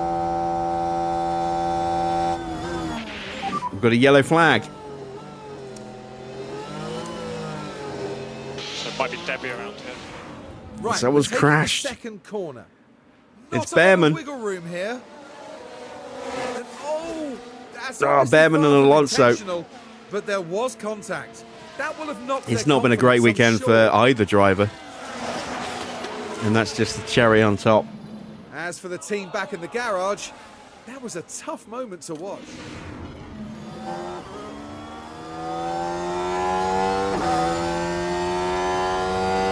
.2, 3 laps to go. Somehow, Hamilton, Albon and Lawson's tyres are hanging on. Somehow.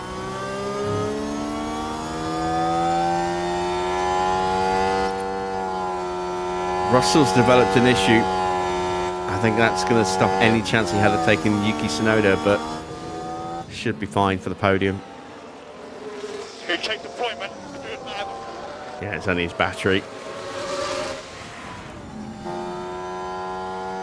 He'll be fine. So, any penalties to be applied? No, it's a racing incident between Behrman and Alonso, apparently.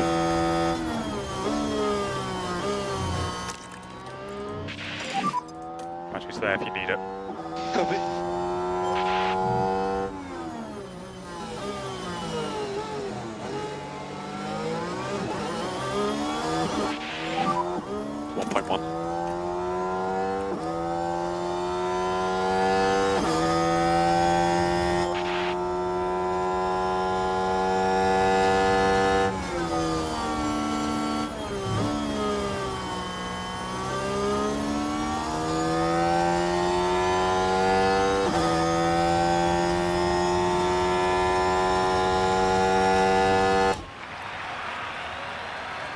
It's close.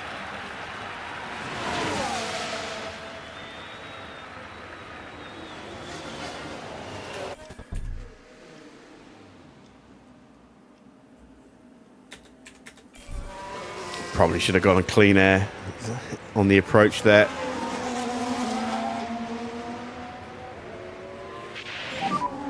No, That's it, I'm out of battery. Copy that. 2 laps. some nice clean air. Copy.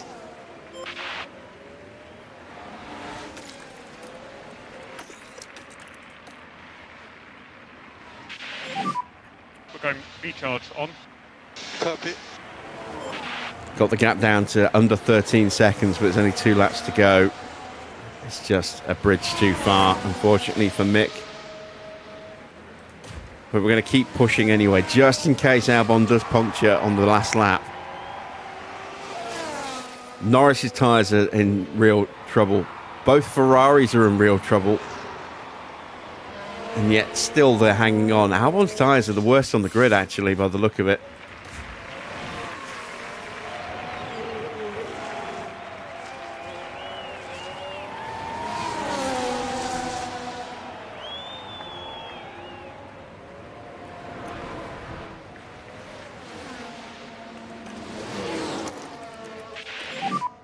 Energy is good to keep on pushing. Copy.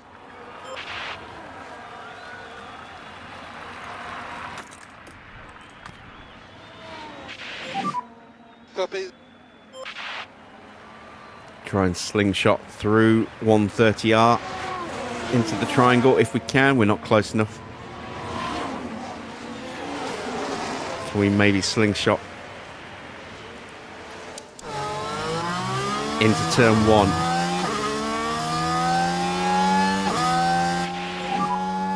The battery is great. Copy.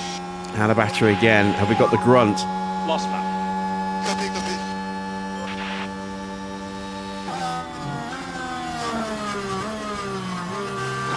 Not quite. So recharge on. Copy. Copy. How is Doing the only one who's punctured so far?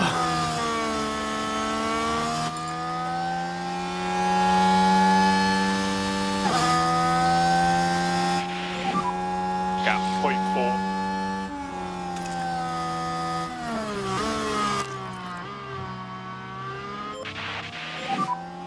Overtakes available. Copy. Copy. Okay, let's manage the temperatures for now. Couldn't get him. Max Verstappen over the finish line and today's winner. And there it is, the Dutchman, Max Verstappen, has taken first. Easy win for Max. And you can hear just how happy the crowd are for them too. They're on their feet.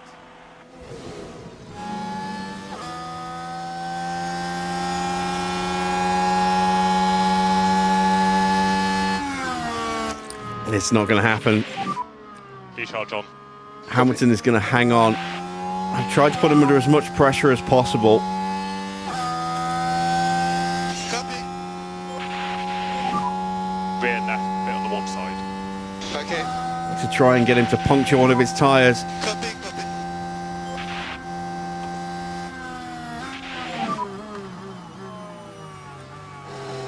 It just wasn't to be. Copy that.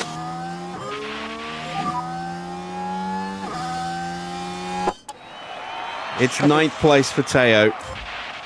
Albon's tyres Check it flag. somehow stayed together long enough. Mick got the gap down to less than 9 seconds in the end. Thank you very much. He had the pace. He just was starting so far out of position that it killed any chance he had, really. And then getting stuck behind Teo in the pits. Formula One's newest team, shattering all expectations here. There wasn't too much expectation on them today, but they fought hard and found themselves in the points. That makes it all worth it, doesn't it? Seeing your team ready to share the celebrations. Well, Max Verstappen can add yet another podium to his already Yuki impressive hits record. the podium at his home Grand Prix. That gives them their The frame first rate win goes of through the season, floor. I'm at and they 21 must frames really a second at the well moment.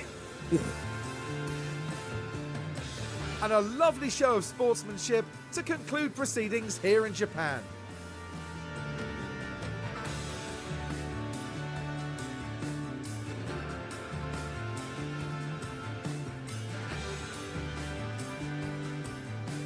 Well, Karun, How do you think they'll be feeling in the team garage at the end of that? Wet. It was a It's raining in the garage. weekend for them. We saw one driver put in a strong performance, but it was a different story for the other. Definitely positives there, though. And that's all for today as we wrap up the weekend here in Japan.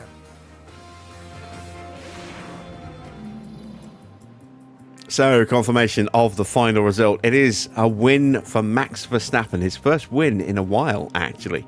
Yuki Tsunoda takes second place, his best result in the Red Bull so far. And a really, really good weekend for the team as a whole. First and second there. Russell takes third place. Sainz in fourth. It was potentially looking like an amazing weekend for Williams at one point earlier in the race, but Albon lost some pace towards the end there. Oscar Piastri, good recovery drive from him from 11th up to 5th place and got the fastest lap, although there's no bonus point for that. Antonelli takes 6th place. Leclerc down 3 to finish in 7th, thanks to some typical Ferrari strategy there. Hamilton, despite a couple of weird tyre choices, still gains 6 places to get 8th place. So Ferrari in damage limitation mode today.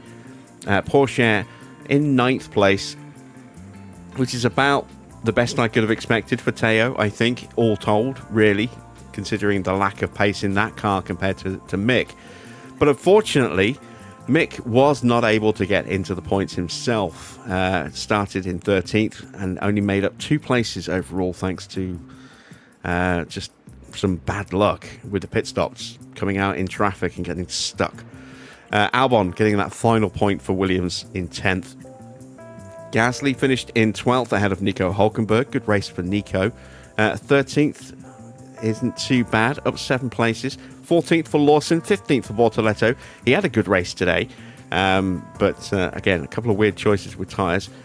So he ends up in 15th place. 16th for Hajar, 17th for Ocon. His car really falling to bits a bit towards the end. 18th for Norris, down 3 from where he started. It's been a nightmare race for Lando. Now, a nightmare weekend, really, for Lando. Stroll finishes in 19th, 20th for Ollie Behrman, 21st for Fernando Alonso, and Jack Doohan 2 laps down in 22nd, having punctured, and then doing a lap and a half on just 3 tyres. So, into the driver's standings, Max actually goes top by 9 points over Hamilton. Hamilton picking up just 4 points this weekend, so he drops down into second on 54 points. Yuki Tsunoda overtakes Leclerc into third place on 44. Leclerc 2 points further behind in fourth. George Russell up 2 places to 5th on 27. Sainz in 6th, also up 2 places. He is a point ahead of Kimi Antonelli. Oscar Piastri gains a place up into 8th. Mick Schumacher, no points for him this weekend, drops down 4 places into 9th on 19 points, tied with Oscar. But Oscar has a higher finishing position. And then Porsche up 1 into 10th place on 9 points now, ahead of Lando Norris, who drops down to 11th. Then it's Albon in 12th, 13th is Liam Lawson, 14th, and the last point scorer is Ollie Behrman. Then the non-scorers, it's Hülkenberg up 1 into 15th ahead of Lance Stroll. Gasly, good race for him this weekend. He's up 4 places into 17th ahead of Ocon, Alonso, Doohan, and Bortoletto. They all drop down a place, and Hajar is still bottom of the standings. In the constructors, Red Bull go top over Ferrari on 107 points. They're 11 points clear of the Scuderia. Mercedes in third have 50 points. They're on 23, up 23 this weekend. Williams up 2 places. They jump McLaren and us into 4th place on 28 points. We are tied on 28 points with them, but thanks to Sainz, they have a much higher finishing position than us, which is why they are in 4th. McLaren on 27 points. They're still a point behind us, despite picking up 10 this weekend. Then it's Racing Bulls with 2 points. Haas with a point. Then it's the non-scorers, Aston from Sauber and Alpine. Into the pit stops, Hajar got the quickest stop today ahead of Red Bull. Mercedes, McLaren, another RB in the top 5 as well. Good day for them. Red Bull getting 2 in the top 6. Ferrari only getting one car in there in 7th. Then it's Nissan, us, in 8th place, 4 points, thanks to Teo's stop. Mercedes getting Russell in the points as well. Williams getting just 1 point, thanks to Carlos's stop. Let's see what our best stops were. 2.39 was good enough. 2.48 was unfortunately not good enough by less than 4 hundredths of a second, unfortunately. Let's see what it's done to the standings. Red Bull are still top. Racing Bulls jump up 4 places ahead of McLaren, Mercedes, Alpine and Sauber into second on 55 points.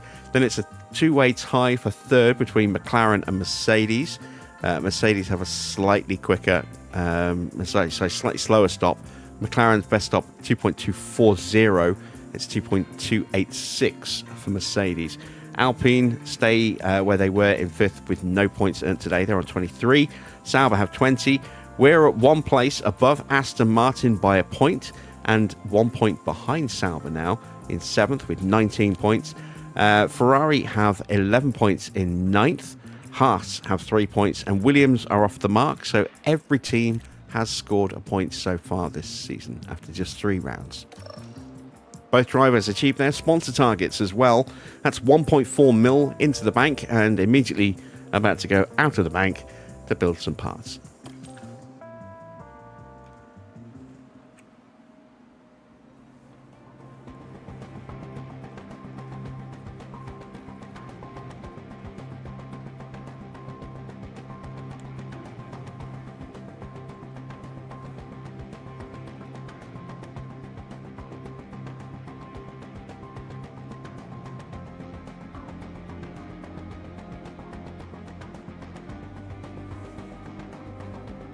So, we are at the start, or just 1/3 of the way through a triple header, having just finished in Suzuka. Next up is Bahrain. That'll be tomorrow's race, and then straight after that, we go into Jeddah on Wednesday. We got 3 races in very, very quick succession here in the calendar. And we also have a regulation vote. But before we do that, let's take a look and see if our cars got through unscathed. We knew about the underfloor that got broken in practice. We knew about the chassis, the front wing, the rear wing, and the suspension. They got destroyed in practice as well, as did the gearbox, unfortunately. But everything else came through unscathed. No further damage or parts breaking, so that's something. Let's see, what are the regulation votes for next season? This is the big sporting regulation change for 2026, where we're going to get new style cars, without the actual new style cars. But this is where the active aero comes in reality in 2026, and the new engine regs as well. So it's 50% for everything apart from the rear wing,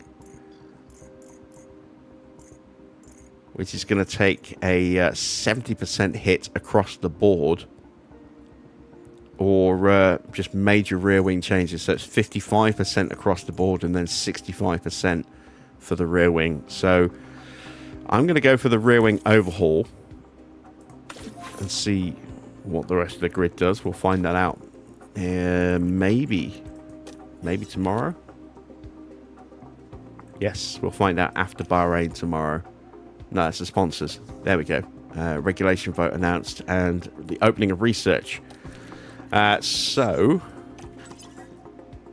let's take a look at the board and see what the board thought of today. Financially, they're disappointed. We are still struggling with finances. Delighted with the race results, though. That is 3 races done and 3 points finishes. So we are well on our way of achieving the long-term objective this season. We are on target for our season objective of 6th or higher as well. We're currently in 5th, which is quite nice. Let's turn our attention to the warehouse. So I need a chassis, I need rear wings. Let's at least build one of these because we can manufacture these in time. Just going to build one just because I'm wary of how little cash we actually have. And I want to be able to build other parts as well. I don't think I've got anything in here. Yeah, I've got these 2 slots available. So, have I used my ATR yet?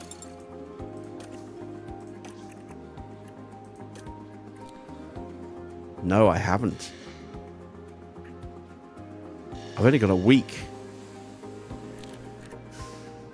Oh, okay. I've only got a week left on this ATR before it ends. So I've got to do something now.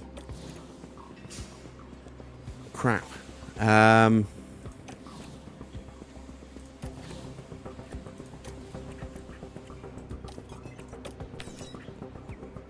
Oh, no, wait. I've got 2.5, 3 weeks until the end of the ATR. So, all right.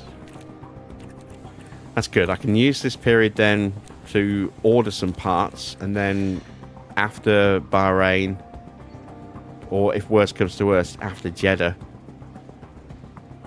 we can put something in with that ATR period. We'll probably just put it straight into research for next season. We have got our sponsor plan coming to an end right after the research window opens up. So that helps. Let's take a look at getting some more parts built then. So I have only one chassis. It's going to take 10 days for another chassis. But it is quite important. What else is low? Front wings, I don't have a spare yet. Side pods, I've got 2 of those. I've only got 1 underfloor. It's not worth a huge amount, so there's no major rush in the underfloor. Suspension, though, it's worth a fair bit on the tyres. 2.5%.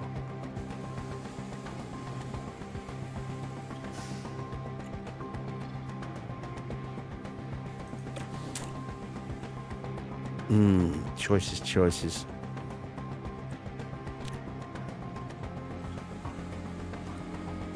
Chassis is the part that's going to have the most impact.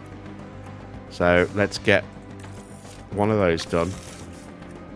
And then let's go for a suspension.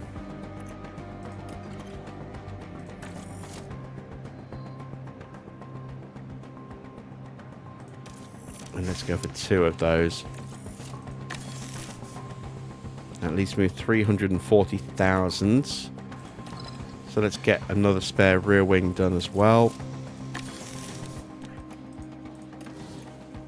And that leaves us with just under 68k left. Wow, we are really struggling with the finances, aren't we? Tough old time.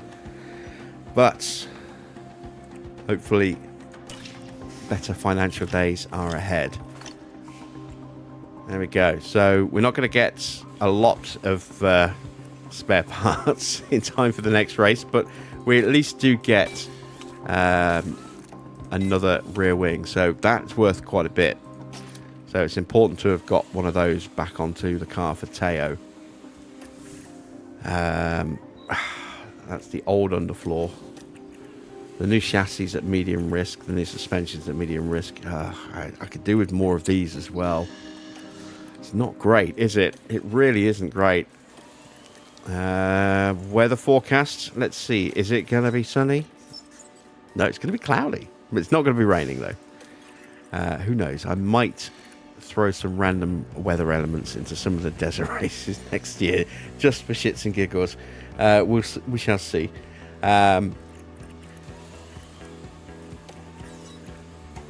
Okay. I think that's everything we needed to get done. So let me check in with my affiliates. See what they're up to. Because Tuka doesn't show up in the email, unfortunately.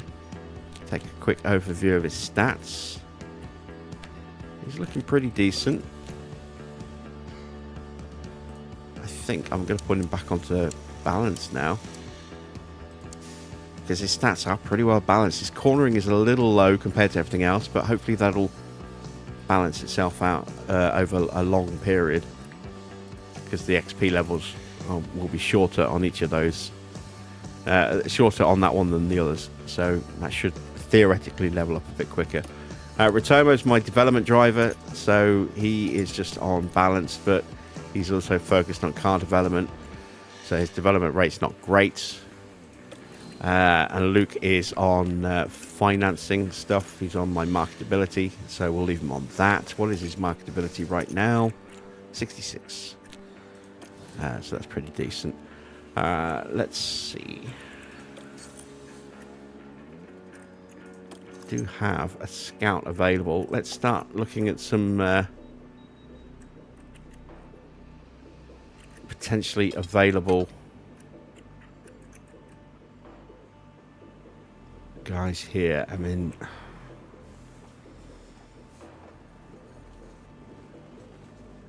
why is Julian Rouse there? He shouldn't be there.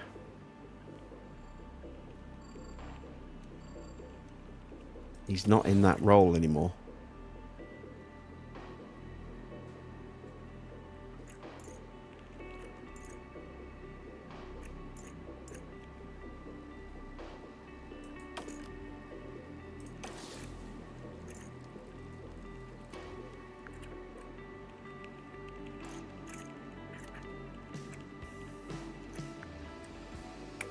Let's scout Marco Perrone.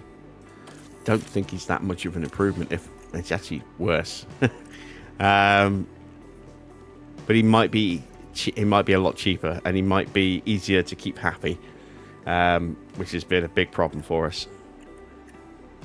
I've only got the one scout, haven't I? So maybe I should probably look at Randeep as well for next season. But that's it for that. What's the email that I haven't looked at?